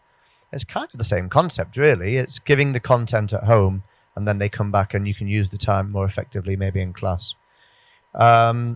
Have any of you, I know Hood's going to talk to us now, have anybody else tried this? Okay, Simon, Davi, and what are your thoughts on it? So this idea that when we say we don't have enough time to get through our curriculum, maybe we can use something like flipped learning to create more time. Yeah, Davi. My previous school was a Google school. So it made collaboration so much easier. You put the stuff on the Google Classroom, it is there, they can access it. But phones everywhere, students got Chromebooks, speaks to all platforms, and that helped a lot. So it's there, the students upload. They can work together at home on a presentation, different locations. Right. Is that something that could happen here? Okay. So this is some data that refers to the United States. So in 2012, about half of teachers in the USA had flipped at least one lesson. That was up to 78% in 2014, and 96% of teachers recommend it. 9 out of 10 noticed a positive change in student engagement. Remember, this is what we're talking about right now, since flipping their classroom. 71% say that grades have improved. And those who haven't tried it, 89% would be interested in learning more. So this seems to be something that makes a lot of sense. Maybe not always, but certainly in certain times. Can I pass the microphone to you, and you could just maybe say a few words about what you've been doing? Let me see if I can. I'm using Flip Classroom for, I think, 4 or 5 years, maybe 4, I don't know, more or less. In the beginning it was difficult, so I watched all that videos. First, how I'm going to do it, because why I started, it's especially because I don't have time. I have to save time, because or I deliver the content, the curriculum is huge, and once a week with science is impossible. So I thought, okay, and the experiments and the hands-on activities and the projects, I don't have time for it. Or I deliver the content, or I make the experiments and the hands-on activities. I have to do something. Or in the end of the year, I only teach half of the curriculum. So I start. In the beginning, it was very challenging, because start making videos, it's not easy. The video, because in Portugal, we don't have videos. Well, we have Escola Virtual, but the kids have to pay. And so do our own, make our own videos is much better. Do the videos is difficult first. In a lot of ways. So I bought, how you say, a table, like the Khan Academy, that I can write. So if it's a tutorial exercise, I do that. If it's just deliver content and explain things, I can use the PowerPoint. It was my first, very easy. We make the slides, PowerPoint, and then there is a way that I can talk, pass the slides, and everything is recorded. So that's the easiest way, yes. I use that for the tutorial. What else? I use some whiteboards in internet that I can also make animations, you say? How you say, like, So that was the challenge. Then the microphone, because my voice was awful in the everything. So I have to learn all of that. But that's just one thing. The worst is how kids going to watch. And he said that was they learn quickly. The kids learn quickly that they have to watch. Well, my kids didn't learn quickly that, because they arrived and I say, okay, who watched the video? And I say, all of them, of course. So who wants, let me see, can you share some things? And then I could realize that they say, oh, yes, miss, I saw the video, I didn't understand nothing. So that was an excuse. It was difficult to pass that, because yes, we watch, we didn't understand. And then I try, okay, next week we'll have an experiment, and then you have to watch the video or read these pages and things like that and make the experiment. They arrived and they didn't know how to start because they didn't. So that's difficult. And when we have short time, if they don't learn in that day, it will be difficult in the next day deliver that content. So it's a challenge. It's still. Yeah, I have to teach how to learn. So I told them, this is wonderful, because in the tutorial, you can play the video with no sound. If you don't like my voice, that's wonderful. You can watch someone writing the exercise and they say, oh, that's good, a good way. But I think it's important when kids are sick for a long time. I think it's the most important. Kids are sick for a long time at home or in the hospital, they can watch. Kids that have competitions, like in sports, and are away for lots of days, so they can watch the videos.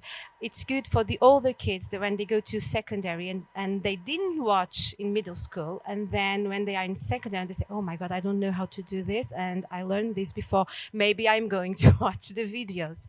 So there are good things that are challenge, but I think it's I will continue to have the flipped classrooms. Like I said, kids with difficulties in learning, they don't need to ask me 10 times the same thing, because they watch the video, they stop, rewind and watch. And I know this happens here in the library. There is a girl that I know. I didn't, Isabel told me, she watched the video 4 or 5 times and she stopped in a place and rewind, and this is good. So I told them it's wonderful, because in the lesson you cannot stop me. But at home, you can stop me whenever you want, and you can eat at the same time. So it's good. The difficulty is kids, especially the youngest kids, watch the videos. It's easier to say, yeah, I watch it 4 times, 5 times, but I have Edpuzzle that I can see if they saw or not the videos on how many times. But then they say, I don't have an email, and so they are always excuse, and I have to learn with mistakes. So. Yeah, I have in Wix a website, and because also parents, because they say, didn't you learn this? No, my teacher don't teach this. She told me watch the video. So I paid the school for what? For you watch the video. And so there are things. So I thought I need to have this website for parents. So this image I have in the Wix the same, and the videos for parents, for teachers. So a teacher wants to know more, they go to this page and they have the information there, the best videos that they are in English and some of them with subtitles in Portuguese. So who wants to know more about it, I choose some that are the best. And also technology that we need, and application in tablets, and that it's good, like Quizlet or other apps that teachers and kids can use for flipped classrooms, not just the videos but other.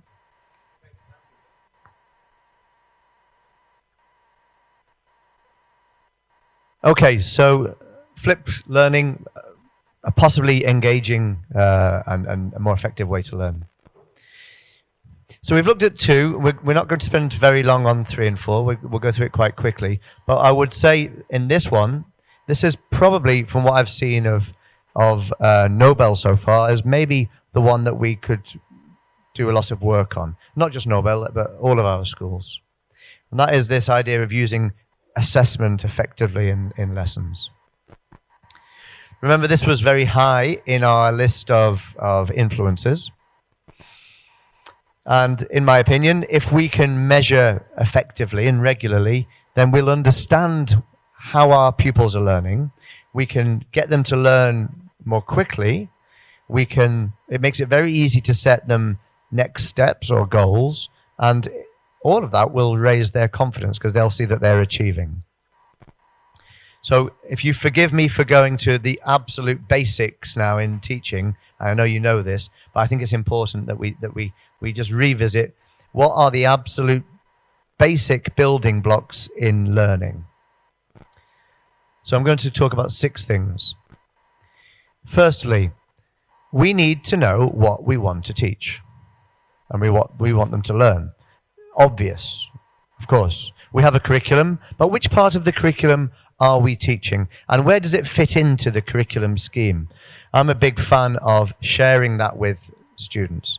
I've seen lots of schools where teachers ask the children to write down the learning objective at the start of the lesson. But sometimes I don't think they actually understand it. So I believe that we should be explaining, this is what we're learning, this is why we're learning it, this is how it fits into what we're doing, this is why it's important in life, all of those questions. So, what are we learning? And let's be specific about it. Sometimes I go into lessons and I say to the teacher, what are they learning today? I say, they're learning reading. Yeah, but what are they learning? Oh, just reading. So is there any specific focus? No, it's just reading. And it's almost as if the teacher hasn't really thought about what they're trying to get out of the lesson. So we need to know what we want to teach. And secondly, we need to share with them, and I know lots of you do this already, but what are the ingredients to make that happen? What are the criteria to have success? So if we are learning how to add fractions, what are the things that the students need to know what to do? So what are the elements of that? So they're the 2 main ones. Then, in my opinion, it helps if we can exemplify, give examples. This is what a good piece of work looks like. This is what a good one looks like. This is what an amazing one looks like. This is a slightly less good. Your job is to try to get to the top if you can. Some of them won't be able to do that. And so we might need to sit down and help some students. We call it scaffolding sometimes. Give them some extra help.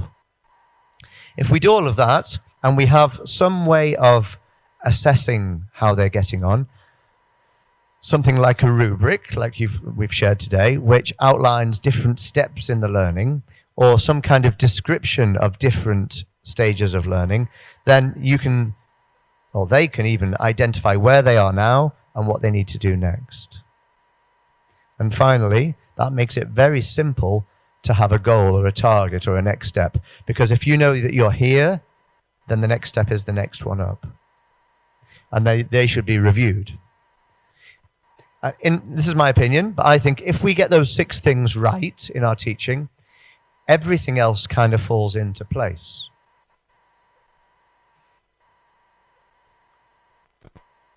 Often over the years, particularly in the UK, you might have seen the acronyms WALT and WILF. They are just 2 other ways of the same thing. WALT, learning objectives. We are learning to blah, blah, blah, blah, blah. And WILF, what I'm looking for as a teacher, I'm looking for you to be able to do this, this, this, this, and this. So that's an easy way to remember the first 2. Here are some examples from our schools. Here you've got the success criteria, and the pupil has decided that they have met all of the criteria. Then the teacher or the partner has not agreed that they've met all the criteria. It's a very simple way of checking on progress. This was one that I worked on in my own school, in our English department, where we produced definitions of learning stages. This was in creative writing, and every child was told where they were, and so they would highlight the descriptions that best fitted for them. And then they could also see what they needed to do next. So if you're at number 20, then you could look at number 21 or number 22. Here's one from an examination syllabus. The same thing. You've got marks 1 to 3, up to 10 to 12. So if we can share this with the students, they can see where they are and what they need to do next. It makes life a lot easier for everybody. Now, I mentioned earlier that I think we can measure progress if we want to in every single lesson. We've already seen how whiteboards can give us an immediate feedback on progress. We've already seen how something as simple as a colored card can show you who knows something or who doesn't.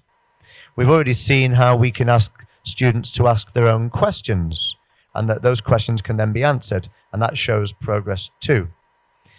Another thing that I'm a big fan of is stickers.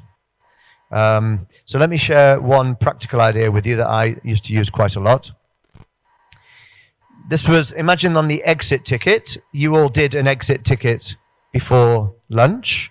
So imagine these exit tickets, when I collect them, I have 3 colors of stickers. So in this case, I've got green, amber, and red. And all I do is I quickly look at your answer, and I put a different color on your exit ticket. If I think that you've answered a question that I've asked for the exit ticket very well, with full understanding and all the details, I'll give it a green sticker. However, if there are students who have got mostly the correct answer, but they're missing some details, then I'll put an amber sticker on it. And if there are students who have got no idea, I've seen they haven't understood, then I'll give it a red. And then in the following lesson, they come in, and the very first thing they do is they take their exit ticket back, and they look at their color. I haven't marked anything. I haven't taken work in. All I've done is at the door, I've given it a sticker. They come back in, and I have prepared something like this on the board. And I say, take your exit ticket back, please. And if you have a red sticker, remember red is that they couldn't cope with the task. They haven't done it well. I'm going to scaffold by giving some key sentence starters to make sure that they answer the question properly. So you've got 4 sentences that I want you to try to finish. And if they're still struggling, then I need to help and intervene. The ambers, remember the ambers had quite a good answer, but they were missing some key details. I'm just going to give them some keywords, and I want them to make sure that they have these keywords in their answer. So finish off your answer. Make sure you've included those keywords. It's another way of scaffolding in a smaller way. And then the ones who'd already answered it well, there's no point them doing that because they've already done it. So I'm going to give them a different question, maybe a more complex question. So just with something as simple as a piece of paper that we call an exit ticket, you can ask them to answer a question. You can collect it at the door. You can put a sticker on it, and that's a good starter for your next lesson. You get continuity between your lessons, and you get the students working straight away, and nobody is left behind, and everybody can be extended. And I haven't done any marking. So, very simple strategy. This is another thing that we've developed in Stonor, in our school in the UK. In Stonor, in secondary, the parents' feedback was that they didn't have a good idea on how well the students were doing, their children were doing at school. They wanted more information. So we designed this. And this was just a cover sheet for a unit of work, which would maybe last 6 to 8 weeks. So you would do maybe 5 of these a year for each year group. And so you can see at the top, it has a summary of what they're going to learn. It has key words or key language, very useful for second language learners particularly. These are general expectations about their attitude and how they work as a team or doing their homework, etc. And here we have the learning objectives I was talking about earlier. And you might not be able to see from where you are, but if you looked at the sentences here, the first one says explain, the second one says describe, The third one says explain. The fourth one says evaluate. And the fifth one says predict. They're using Bloom's taxonomy to have higher level thinking skills within their learning objectives, and then the students themselves would decide if they are starting, developing at mastery or beyond using a rubric assessment that they had. So all the teachers needed to do for their planning was to do this, to do the rubric, and then to see how they get on. And the students themselves then can, once they develop, that can change from starting to developing to mastery. And it's a very visual way of seeing how each child is getting on, rather than using grades. They wanted to put some test grades, some scores on there. Well, that's there. There's a space for the students to write a reflection, a self-assessment, and the teacher can write a comment as well. And at the end of 8 weeks, on one piece of paper, you've got a record of progress, signed by the student, signed by the teacher, signed by the parent. So we worked on this together. I supported the school. They liked it. The whole of secondary are now using it. The feedback from parents has been very positive as well. And it might look like a lot of work, but actually once they'd done it once or twice, they found that it was very, very useful. So maybe, I don't know, maybe that could be of use to you. It also, of course, helps to identify students that might need more help, and also identify students that maybe need an extension. Back to that differentiation idea again. This is a Venn diagram, I believe, all the mathematicians out there. I didn't realize Venn diagrams had a real life kind of use in the world until I went on an inspection. I used to be a school inspector, and I was sitting in a head teacher's office, and he had Venn diagrams on all the walls. And I said to him, "What is that?" And he said, "This is my record of progress." Every 2 months, he asked for a new Venn diagram, or he asked for some new data and created a new Venn diagram. This particular one was in March 2015, Year 5X. And it's in reading, writing, and maths. Now, I remember enough about Venn diagrams from school to know that the bit in the middle is important. That's where we have things in common. So he explained to me that these students were making expected progress in reading, writing, and maths. So then the next thing, of course, I looked at was poor Pablo. So Pablo is not making progress in any of them.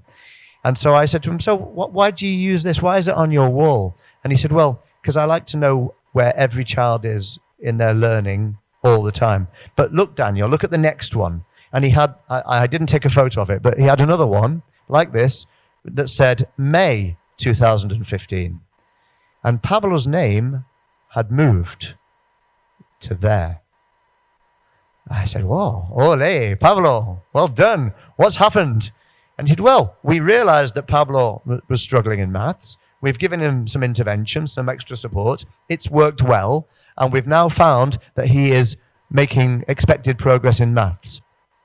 Now we need to work on his reading and writing." But it was just a very simple way of visualizing your students' progress over time. More interesting perhaps than looking in a mark book, which of course you can also use, or an Excel document. I just thought this was a nice visual way for the head teacher to know what was going on in the classrooms. I'm not suggesting that you should share this with students, by the way. This was very much for the head teacher. So in terms of progress checks, we've talked about learning objectives, ideally shared and explained to the pupils. Success criteria, what are the building blocks? What do I need to do to achieve the objective? Modeling good examples. Scaffolding can help. Rubrics or descriptors define the steps in learning, and then we can give them targets or goals or next steps so that they know what to do next to improve. So there, what I would suggest are 6 key steps in the learning and progress journey. I do believe that there are ways we can check pupil progress every lesson. Exit tickets, post-it notes, whiteboards. There are lots of strategies we can use to make that easy. And when we show the pupils they are making progress, that's when their confidence rises, which we're going to talk about in a minute. So, a quick discussion on your tables, please. I would like you to define yourselves whether you think in your teaching that these 6 are in place. Are you at beginner's level? Are you developing your use of these? Are you at mastery? So is all of this all in place for your teaching? Do you need to, the next step, do we need to go a step further, working beyond? It doesn't matter where you are. What matters is that if you think this is important, that you understand where you are now and what we could do next. So what would you do to improve what you're doing? And finally, would one of those unit of work progress sheets be useful to you, do you think, or not? So just have a quick conversation on your tables, please. Okay, thank you. Had some really interesting discussions on the tables, and interesting discussions as to whether it is different for different ages of students, different for different subjects, if there is time for all of these things. So maybe this table here, you could just share one of the things that you were talking about. Ian, can I pick on you? I was just sort of saying in maths that I think we can do, contrary to what you said before a little bit, but we can do a lot more in terms of written feedback as the modules progress. But where we have a great difficulty in maths is, as you said, students who's good at geometry might not necessarily be good at algebra. So it's really difficult to monitor continual progress throughout a 6-month period, because naturally a student who gets an A in the algebra section at the beginning and then gets a C in the second section, it's not necessarily not progressed, they might have progressed in that second section. So I think we'd have to look at doing it more year on year, which is difficult because of the turnover in international students within the school. So it'd be easier for us to monitor progress on little Jimmy based on his year 9 algebra score and his year 10 algebra score, rather than his second module in year 10 and his first module in year 10, which just makes sense. Okay, thank you. I'm going to move on. Remember, you've got this to write down any notes that you would like to. I'm going to talk about something that's closely linked to progress checks, and that is the feedback that the students get. There it is in our list of desired effects. And remember, I showed you this at the start of the workshop. And there is the link up there if you would like to read this article, if it's still available. And I'd like to focus on this for a minute. There you are, 10 out of 10, gold star. Gold stars, aren't they great, having a gold star? Make you feel really good about yourself. So this student has got a 10 out of 10 and a gold star. This student has a similar type of feedback. This is an exercise book from one of our schools in Spain that I looked at. And you can see, very neat, no mistakes, 10 out of 10, felicidades, congratulations, smiley face. Next page, another 10 out of 10, te felicito, no mistakes. And we were talking earlier about mistakes and why mistakes are important as part of the learning process. This particular child, when I went through her book, had no mistakes on any page at all. And so I said to the teacher, well, really, this child is doing work, it seems to me, that is a bit easy for this child. And you're giving them 10 out of 10 for finding it too easy and giving them a happy face for it. Is that the right message we want to give them? What will happen when this kid eventually does something which is really hard and doesn't get a 10? Because they get 10, 10, 10, 10, 10, 10. This child only gets 10s. What if they get a 6? How's that going to feel for this child? And why do only the 10s get the happy faces? Because the 7s and the 8s and the 6s and the 5s didn't have one of these in the books. So what message are we giving to the students that are struggling or maybe making mistakes in learning? That we're not happy with them? So I do think that the messages that we give students can be very mixed up, confusing. Here are some real examples of feedback this year in our schools. I've copied them from books that I've seen. So have a quick read.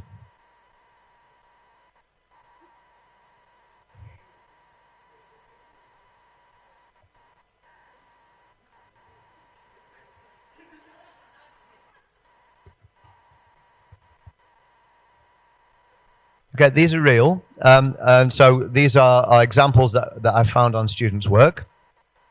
And I have an issue really with all of them. And my question is, if we're marking work and spending time marking work and giving this kind of feedback, really, are we helping? Because, and maybe you could argue that good work does help because you're telling them that they've done well. Or maybe we're saying that you're working really hard, well done is good as well. Or you need to make more effort. At least that's clear. This is clear. This is very clear. Then we get like this, for example, where you've got a grade, you've got a good content, and you've also got something for them to check. My issue with that is check your past tense forms. If you say that to an average student, I don't think they're going to do it, because how do they do that? Where do they start? Or maybe they do know, to be fair. Improve your spelling. Great. How? How do you improve spelling? I know when I was a student, I always used to get B+ in my English lessons from Mrs. Allwood, my teacher. And she used to call me to the desk. I had to get out of my seat, go to Mrs. Allwood's desk, and she'd marked my work. She said, Daniel, B+. So thank you very much, Mrs. Allwood. She said, next time I want an A-. Thank you, Mrs. Allwood. And I'll go back. Next time, Daniel, B+ again. Thank you, Mrs. Allwood. I want an A- next time. Yes, Mrs. Allwood. And of course, it wasn't until I went into teaching and then realized Mrs. Allwood never really helped me at all. She gave me a grade. She said I was a B+ student, and I believed I was never going to be an A student. It turned out I was actually quite good at English when I realized that if I'd had some feedback to tell me how I could, or to explain or have a dialogue with me as to what I need to do to improve, that would have been helpful to get that A-. So these are real. Let me tell you a couple of quick stories. This is a hospital in Valencia, where I live in Spain. Fantastic place if you ever want to visit it. Has anybody ever been to Valencia? A few of you? Yeah, it's a great city. And this is the new Hospital La Fe. This is only a few years old. There used to be an old Hospital La Fe, which was a horrible old building that they knocked down. And in 2003, I received a phone call from Hospital La Fe. And when the hospital phones you, you set into panic mode. At least I did set into panic mode.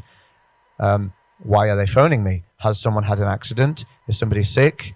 Is it me? What is it? And they said, no, Daniel Jones, yes, we've been given your phone number by somebody in our office. So that's data protection for you, isn't it? Back in those days, there was no data protection laws. I said, really? Why? He said, well, it turns out it's a parent of a student that you used to teach in your school. And we've heard that you're a really good English teacher, and we would like to offer you the chance to come to La Fe and teach the doctors basic English. I said, when? And they said, well, it has to be in the evenings. I said, well, how many hours? They said, 60. I said, 60? I was I'm head of my English department in my school. I'm very hardworking. I start work at 7 in the morning. I finish at 8 at night. I work at weekends. I don't have time for teaching in the hospital. I'm sorry. And they said, oh, that's a shame, because we'd heard good things about you. But if you know anybody else, we're looking for an English native speaker who's a great teacher, and it's 60 hours over 10 weeks, 6 hours a week. So 2 nights, 3 hours each. and we pay €100 an hour. And so if you've got any contacts, so let me just write all that down. So €100 an hour. Right. Time flies, but I am the pilot, and maybe I can make some time from somewhere. And I did the job, and it was certainly a different experience teaching doctors. And I remember after my first week, they were so keen. They were all very successful professionals, but their English was rubbish. And so that's why they were in the basic English class. All Spanish. Yeah, not Portuguese. No Portuguese in there. They'd be at the top of the class. Yeah, no, some of them were actually better than they said they were. They wanted to put themselves in the bottom class, but some of them had absolutely no idea. So we used to listen to a lot of Beatles songs at the end of each class. And at the end of the first week, I gave them a task, some homework. I said, right, I would like you to write a little description about yourself and your family, because that was what we'd been doing. Okay, Daniel. Okay, thank you. So they went home. They all did their homework, and they came in, and they were still looking things up in dictionaries and changing words. So keen to do well. I said, there you are. Please let me know how I get on. I said, I will. Don't worry. And so I took them home and I marked them. And I marked them on the same evening I marked my A-level French students' literature essays that I had to mark. And I marked them all in the same way. What I used to do was a mark out of 10, or if for the literature I think it was out of 40. So a mark out of 10 for the doctors. 2 things that they'd done well, and 1 thing that they could do to improve. So like 2 stars and a wish, we sometimes talk about. And so I marked the work, and a smiley face or not a smiley face. And I went back and I gave, to the next lesson, I gave the doctors their homework back. They were very expectant. They couldn't wait to see how they'd got on. And they started analyzing their work. They read everything I wrote down, and then they started laughing on their tables, a bit like you're here today. They started laughing, and they started looking at me and pointing and laughing. I went a bit red. Said, are you laughing with me or at me?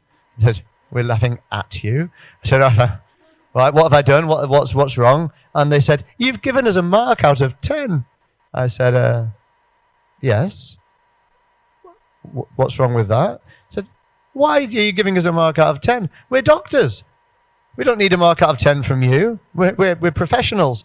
We only want to know what to do to improve our English. That's what we need to do. We don't need a mark out of 10. Don't bother with a mark out of 10. That's ridiculous. I said, okay. What about the smiley faces? No, we like the smiley face. You can keep the smiley face. I said, okay. And the very next morning, I went back to school and I gave my French students their work back. And they looked at their work and they said, 8. What did you get? What did you get? What did you get? What did you get? And I'd learned from the doctors that they didn't care about the numbers. And I'm looking at my students who had their A-level coming up, and all they were interested in was the grade. And they hadn't even read my comment that I'd spend hours writing. Hours. And I said, do you know what? I was with some doctors last night teaching them English, and they told me not to give them grades. And you are looking at the grades and everybody else's grade, and you're not looking at the comments. And what you need to look at is the comment so you can improve. Oh, we're not interested in the comment. So what do you mean you're not interested in the comment? The comment is going to help you to do well in your A-level. Yes, but we like grades. I said, do you know what? I'm not going to give you grades anymore. You can't do that. So I can, and I will. I am not going to give you a grade, but we need grades. So why? To know how we're getting on. Read the comment. It's almost like it's too much like hard work to read the comment. Round about the same time, my Italian friend Loriana, who's the Italian teacher at the school, was off ill with stress. And I'd had this conversation with my students. I was not going to put grades on their work anymore. I gave them the grade descriptors from the A-level, and I said, if you want a grade, there. Look at the grade descriptors. Find where your work is on there. And actually they did. And they found where they were, and more or less they were right. They knew how to mark their work once they'd read the grade descriptors. One of the best lessons I'd ever had. Hadn't planned anything. I just gave them the criteria and made them think about where they were and then what they needed to do to improve. So they marked their own work based on my feedback. And Loriana, this was her desk. I took a photo of it. This was her marking. And I said, "What's wrong, Loriana? You know, why are you feeling so stressed?" She said, "Oh, I can't cope anymore. I've got no more energy. I've got all this marking to do, and all I do is I work and work and work and work and work. I don't even have time to go to the toilet. I'm stressed. I can't do it. I'm a rubbish teacher, and I can't cope, so I'm off sick." Oh. "Well, do you mind if I look at the work?" And she said, yeah. So I took some of the work, and she had marked every single line of every single page. There was more ink from Loriana than from the students in there. And I said, "What happens when you give the work back to the students, Loriana?" "Nothing," she said, "nothing. They don't even look at what I write." So I said, so why bother? "Because I'm a teacher. I have to mark the work." I said, "But we're not having impact." I know. She said, "Oh, no, don't stress me anymore." And it was true. She was doing all the work and having zero impact. She was right. So we sat down and came up with a better way. We talked about 3 main types of feedback. So, in my opinion, this type of feedback doesn't really help the learning process. It might make them feel good about themselves or bad about themselves, or it might indicate a level, but doesn't really help them to know what to do next. Much better would be if, when we do look at work, we talk about what went well, so the good things, and even better if, or 2 stars and a wish, as I mentioned earlier. And here, well, we can have more impact, because if we're telling them that their paragraphs are excellent, their structure is excellent, the spelling and grammar is accurate, but even better if you add some of those rhetorical techniques that we looked at in class, then you're kind of highlighting the next step. But if we have a dialogue with them, if we either sit with them for a minute and talk about it together, or we do it as a written dialogue, then that can be very strong. Let me show you what I mean. Here is a history piece of work in black. It's been marked by a classmate, by a peer. Marked, there's no grades, but they've said how well they think they got on, based on the success criteria, which was shared with them, that I mentioned earlier. The teacher has then collected in the marking, the work, and agrees with this and asks a question, which then the person has to answer. So we've got a piece of work, it's been assessed by a peer, it's been assessed by a teacher, and it's got a follow-up, because here they have to answer this question. By asking questions in feedback, it makes them think about what next. Peer input, teacher input, pupil input. Here's another example that we saw earlier. This is what the teachers said. They've written quite a lot, but they've made them then answer this question. Can you write 2 more sentences that include feelings? Maybe begin it with an adverb. This is going to take them on to the next level. So rather than just marking, we are giving them a little task to do based on how they got on. Teacher comment, pupil reply. This is a real example from my school, my old school, and I think I've got this. Yeah, I've got this with me. We used to use these. You might have seen these before. These are just stamps that you can stamp in work, and this one says pupil response, verbal feedback given, even better if, what went well. So our English department used to use these. And you can see here, What went well? Even better if. Pupil response. This is what the teacher wrote. Some good sentence structure and sense of purpose. And you can see what happens when you tell them what's good about their work, because the child has thanked the teacher. Even better if. Developing paragraphs. Would you ask a question and the pupil has to answer? Yes, I would ask a question. Also, to improve, I will do longer paragraphs and I will check my spelling and have more imagination. Well, it's a start, isn't it? Technology can also help give us feedback. So when you're using platforms that exist, for example, here, this is an online statistics adaptive test, then you can get immediate feedback on how they've got on. You haven't done the marking, the computer has. These are examples of platforms that we are currently using in different schools in our organization. This is a Spanish language adaptive test. As you start getting things right, it gets harder. If you get them wrong, it gets easier.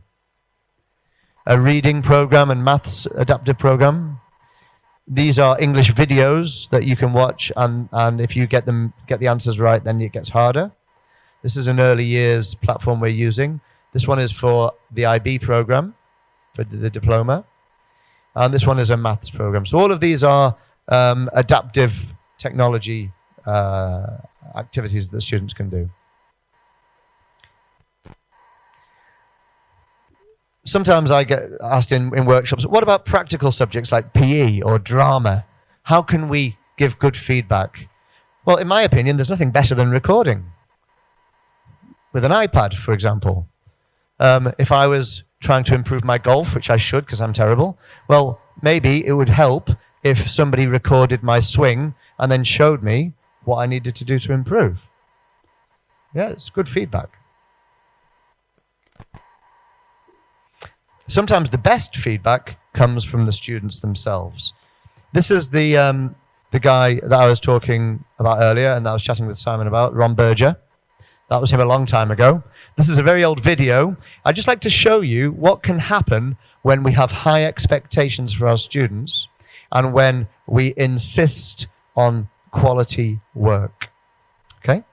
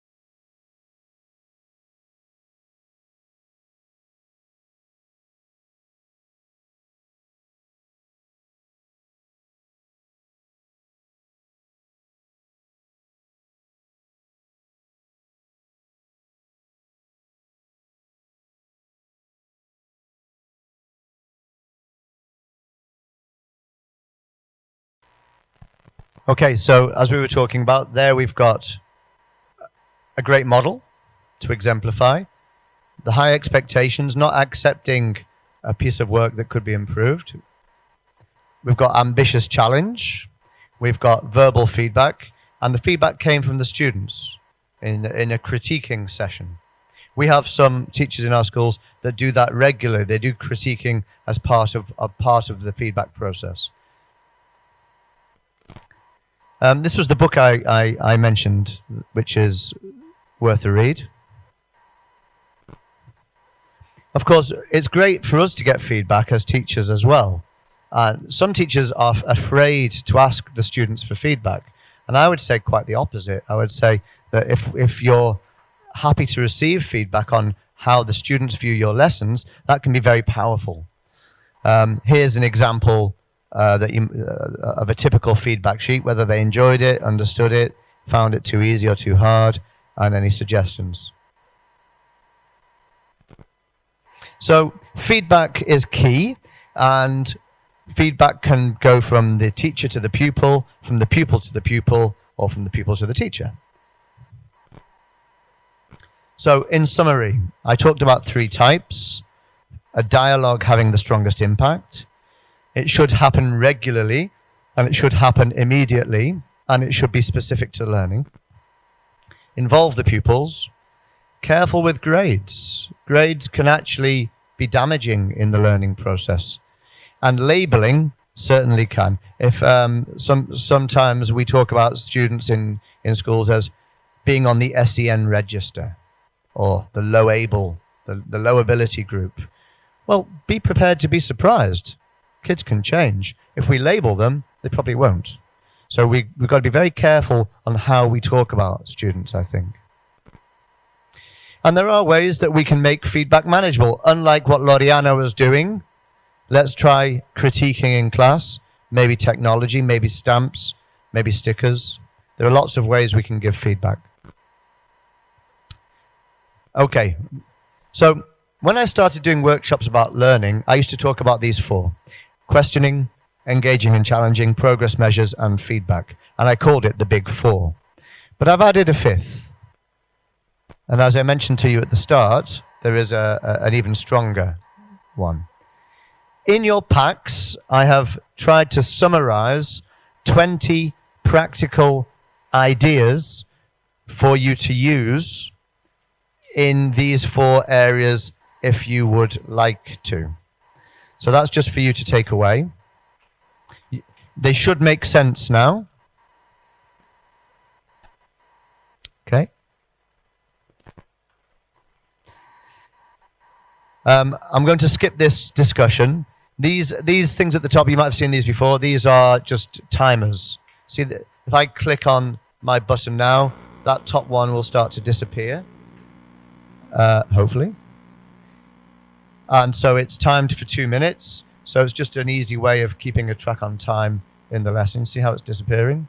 So I've put these into this PowerPoint. You'll get a copy of all of this.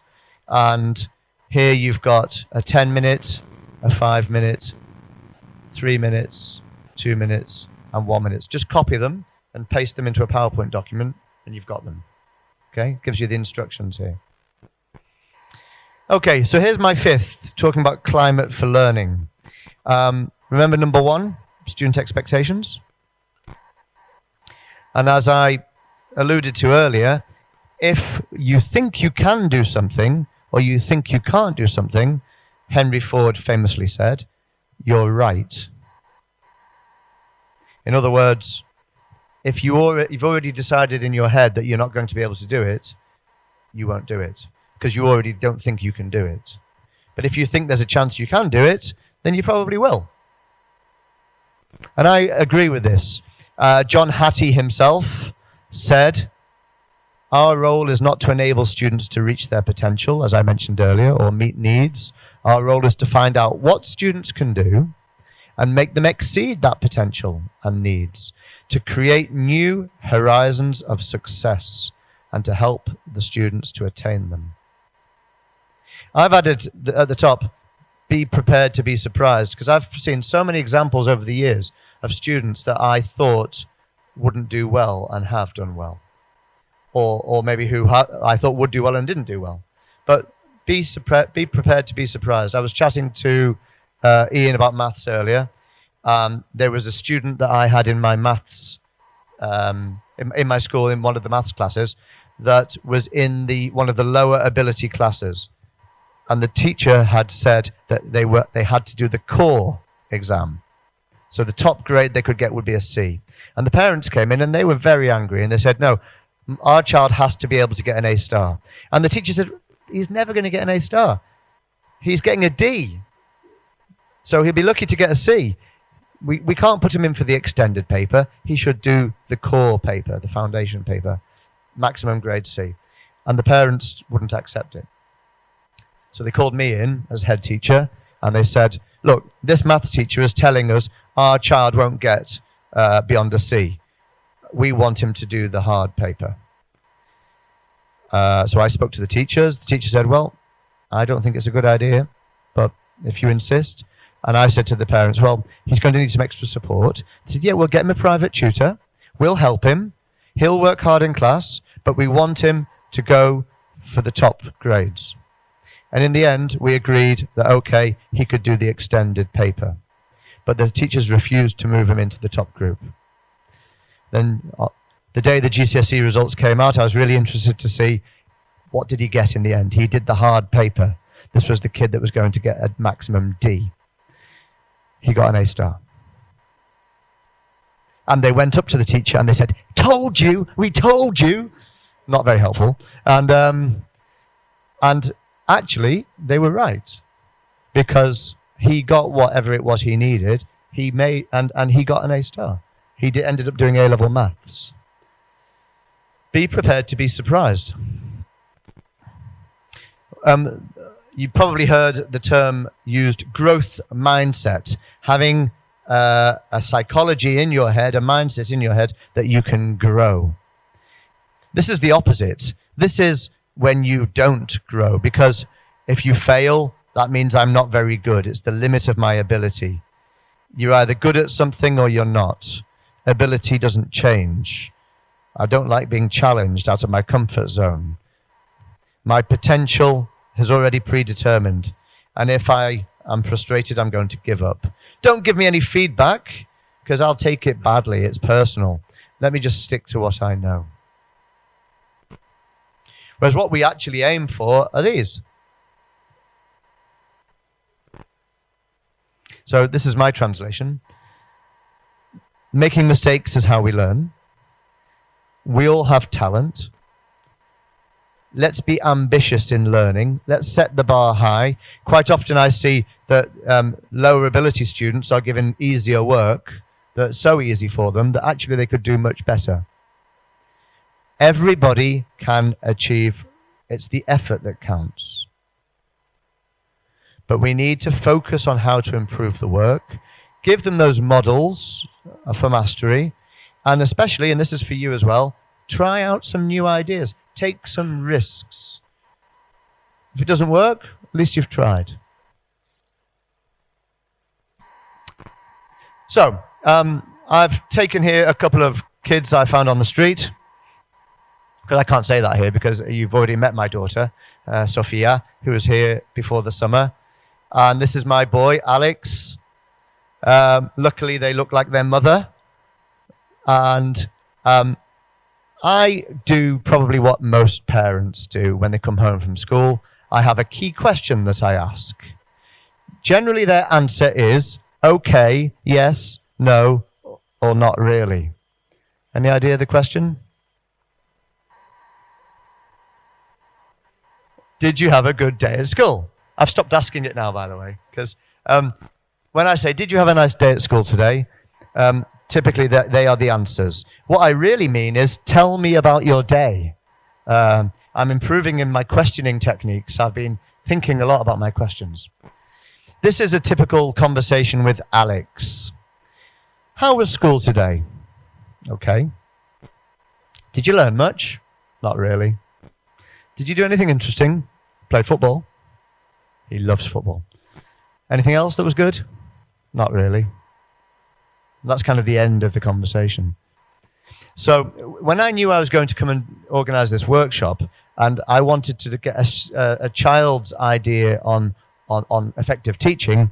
I asked Alex to help me, and he refused. He said, "No, I'm not doing that." I said, "Well, Alex, what about if I take you," it was a Saturday, "if I take you for lunch?" Oh, what choices do I have? So, well, either you can come for lunch with me to your favorite restaurant, or you can go shopping with Mummy. I'll come for lunch. So we went for lunch. There we are. There was a photo of our lunch. And so this was last year, men's lunch, as I called it. And I was trying out some new questions, a bit of research for this workshop. So this is what I asked him. What was the most interesting thing you did at school this year?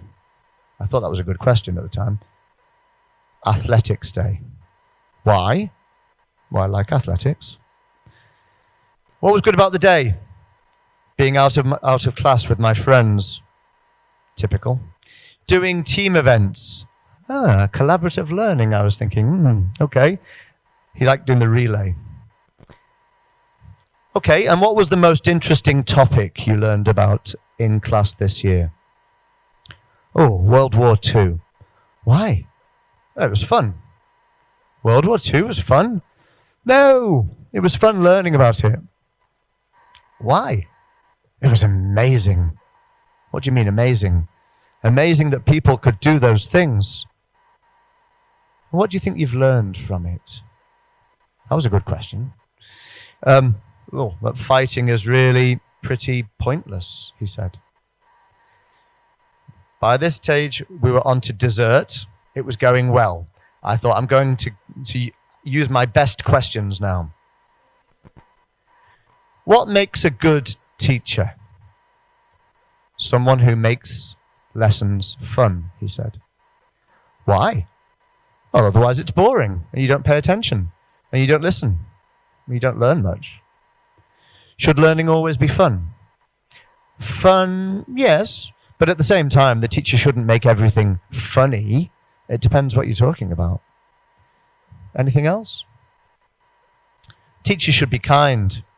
They should help you when you have a problem, like on the playground, for example. And they should help children if they aren't sure about something, to help them understand it. So at this point, we were getting somewhere. So I went in for the kill. What else? A good teacher is someone who's easy to talk to. Why? Well, just so you can have a chat. My boy likes to have a chat with people. Should teachers be strict? Sometimes, but they shouldn't shout. And if you do something wrong and you apologize, the teacher should forgive you. The other day, one of our teachers called us imbeciles. Really? Why? Oh, because we weren't listening. And why weren't you listening? Well, the lesson was really, really boring, and some kids were being a bit silly. So I've tried to translate there, crystallize what Alex said, and here are my 8 characteristics of what he thinks a good teacher is. Often fun, sometimes funny, a sense of humor, kind, helpful, maybe on the playground, in class, approachable, because they're easy to talk to, firm, because they have to be strict but not shout, forgiving, if you make a mistake, and calm. Now, how does that compare with our list that we had at the start of today? Is that similar? Have we got some similar ideas here? Can I have a look? Love, affection, passion, flexible, empathy, inspires, enthusiasm, engaging, and friendly. Is there some overlap there? Okay. So this is what Alex said. This is what you've said. And now let's look at what the research said when this guy, Athul Terranith, looked into it with children. Here are some examples of what children have said about teachers. Our job is to try and understand what they mean.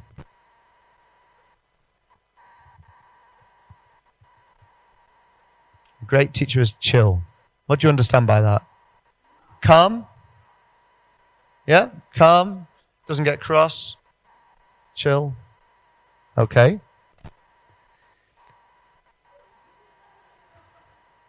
This one, if you watch the video, you've got the link on there to watch it. What Danny meant was that they said, oh, well, there's one teacher who, when they're in a good mood, they're always singing. And so, and they're a great teacher. And that reminded me, my secretary used to say to me that she knew when I was in a good mood, because when I was in a good mood, I used to whistle down the corridor. And if I wasn't whistling, I was in a bad mood. I said, okay, thank you. I better stop whistling then, because people will know.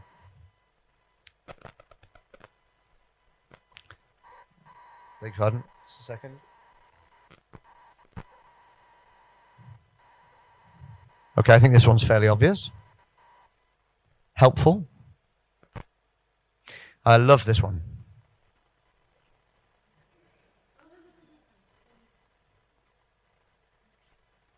What's your understanding of that?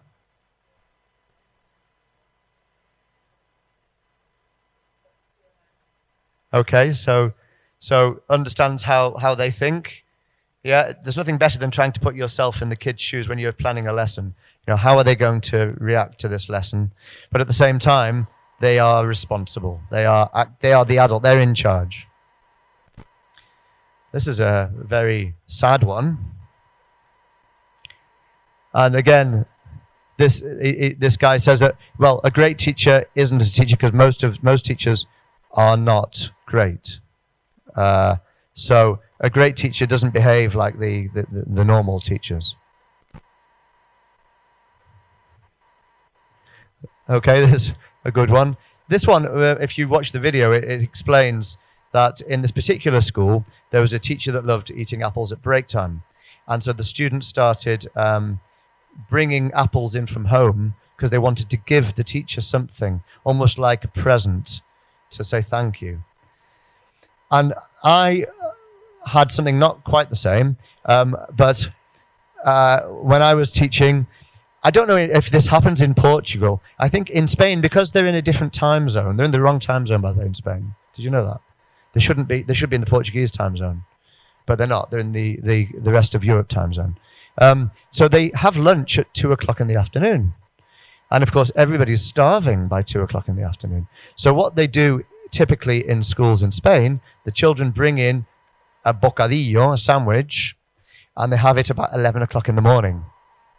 So my experience as a teacher coming from England was watching these teenagers with the most enormous sandwiches you've ever seen, a whole baguette of bread with tomato, olive oil, salt, and the most wonderful ham, jamón serrano. And they would get these out at 11:00 when I was starving as well. And I used to watch them eating their sandwiches. And it must be that somebody saw me one day looking at their sandwiches, because they said to me, would you like to have some? I said, I can't do that. I'll get the sack. I can't steal your food. So you're not stealing my food. I can't finish it. Okay, go on. Just this once. Thank you. Beautiful. It was beautiful. The next day, 2 or 3 kids said, here, Daniel, have some of mine. Have some of mine. So no, I really have to stop doing this. I'm going to get in trouble. So I can't have your sandwiches. No, don't give it to me. The next day, the same girl came up to me at break time and said, here is a sandwich for you. I said, I can't take your sandwich. I told you. He said, no, I've got mine. This is yours. I've got 2. So where did you get it? I said, my dad made it for you. I said, your dad made me a sandwich? I said, yes, I asked him to. So I was highly embarrassed, but it was a very nice sandwich. And I went to the office. I picked up the phone and I phoned the dad. And I said, look, I'm so grateful for the sandwich, but there really is no need. I'm an adult. I can make my own snacks. And in the future, I promise I will. And he said, no, he laughed. He said, I didn't do it for you. I did it for my daughter. So what do you mean? So, well, she really wanted you to have that sandwich. So I made it for you. I'm not making you another one, by the way. That's okay, fair enough. And it was because she wanted to give me a sandwich. Kind of the same idea as the apple, I think. So if you watch that video, you'll see these ideas. A good teacher is fun, happy, kind, helpful, inside and outside the classroom, calm, responsible, approachable, and unfortunately, unlike lots of other teachers. So again, we're seeing the same words being used. And nowhere in here does it say a great teacher does regular progress checks, has great feedback, uses questioning techniques really well. All those things we've talked about today, they're not on our list. It's the emotional side that's on our list. It's the people skills, which are, of course, so important. As Maya Angelou, the author, famously said, I've learned that I still have a lot to learn. And I think that's the case for all of us. I've learned that people will forget what you said, people will forget what you did, but people will never forget how you made them feel.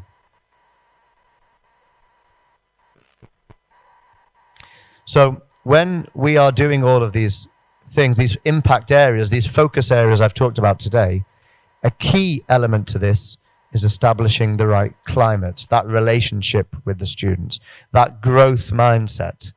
And this isn't something that you either have or haven't got. This is something that can be learned. There are certain strategies we can use to improve our relationships and to improve that growth mindset. So, remember, the student's own expectations is the strongest impact on learning. Growth mindset is key to achievement. Building positive relationships is key. And we can raise their expectations, develop their growth mindset, and form positive relationships. And in a minute, we'll look at how we can do that.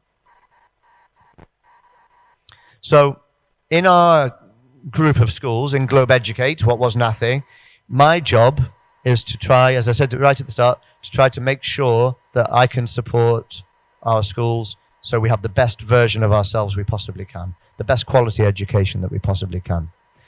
And I know that the best way to do that is to have a supportive community of people working together.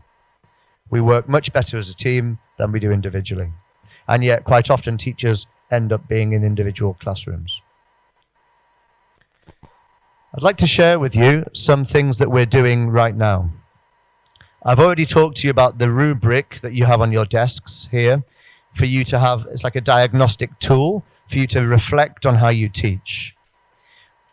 I know you analyze your academic results, which is important, knowing how well the students are getting on.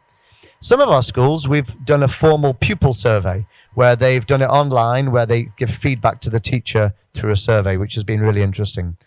And I know in lots of our schools, we have observations going on, appraisals. There's an appraisal process here, I believe, in the school as well. All of these should be helpful for helping you to think about how to improve. But where the real magic can happen is in this reflection and this sharing of practice. So in your packs, you have something called the NATHE Toolkit. This is my attempt to define what you could do for each of those 5 focus areas. So you've got reflection questions on the first page. Then if you turn over, you should find that you've got some examples of exemplary practice, what you would see in some great classrooms. And if you turn over again, you should see some practical ideas, many of which we've seen today. Then I've also created a rubric for each of them, so that if you think that you are at the top of the rubric, well, then you've got some kind of higher level tasks. And if you think you're at the bottom, you've got some lower level tasks, or you might be in the middle. So these are suggestions for how you could work on each of these areas. At the same time, I would actively encourage you, and I've spoken to Mike about this, to do as much peer observation as you can in your school. Even if this is 5-minute visits. Pop into somebody else's class and see how they do it. And if you can find an example of good practice of what's going on in somebody else's class, tell them and maybe share that with the rest of the team. And there are ways that we can do that. It could be a list in the staff room. It could be a meeting where you discuss what you've seen. But the more we can visit each other in a supportive way, I think the more impact we can have. And then we also have, and you're going to learn a little bit more about this in a minute, we have started a coaching initiative in our schools where we are training classroom teachers to be helpful colleagues that can help you to decide what you need to do next to work on your professional development. So I know Ruth and Davi are going to talk about that in a minute. As I said right at the start, the most important pupils in the school are the teachers. That's why we give so much importance to training, but also to sharing practice, sharing amongst you and sharing with the other schools and creating effective teams. And if we do all of these things, and if we also have some kind of technology to help us, which is what this is,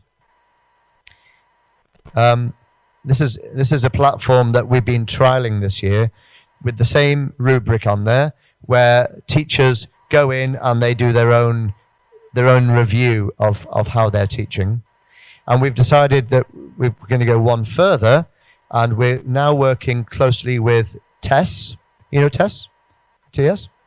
Tess is owned, by the way, by the same investors that own NATHE or Globeducate.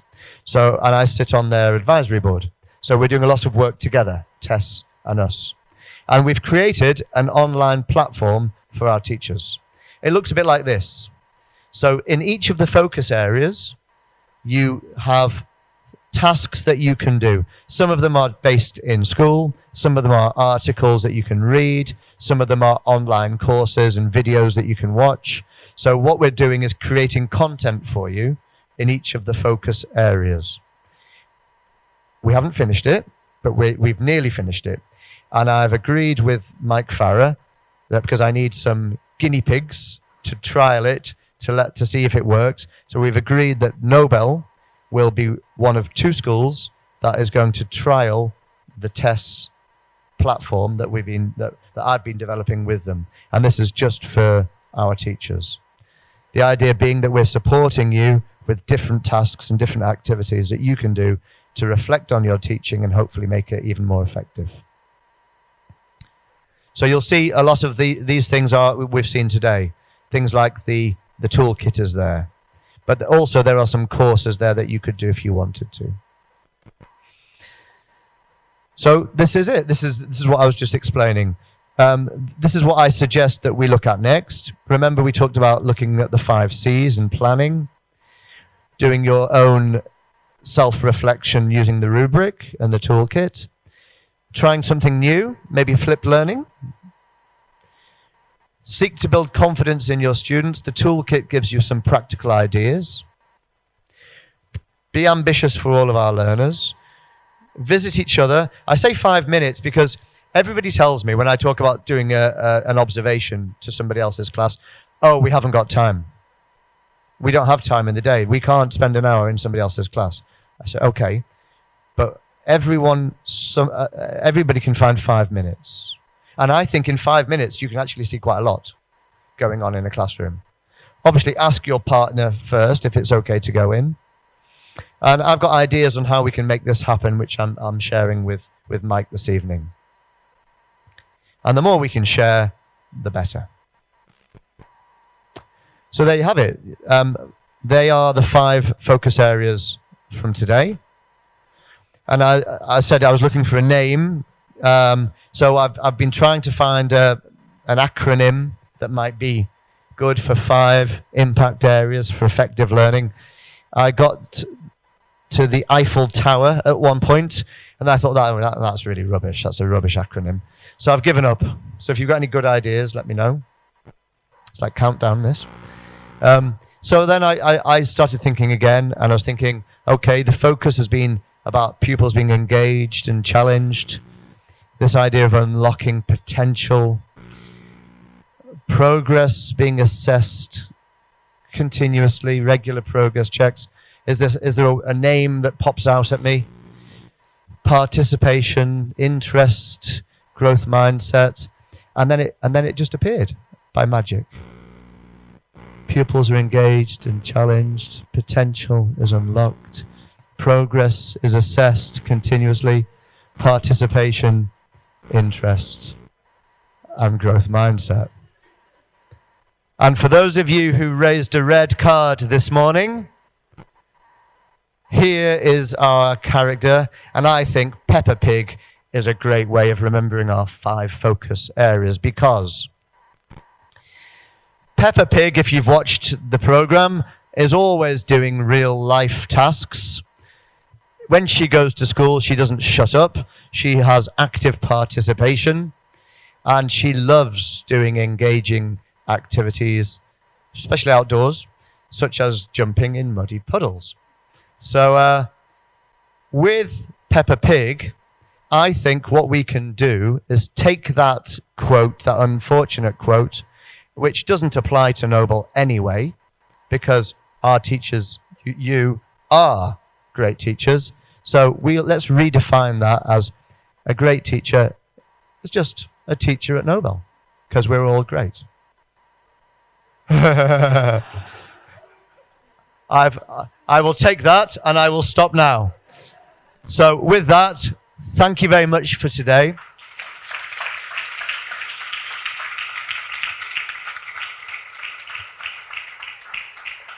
It really is a real pleasure to be able to. I feel like a teacher when I've got that when I'm back here again as well. It's great spending time with the teachers in the schools, and I hope.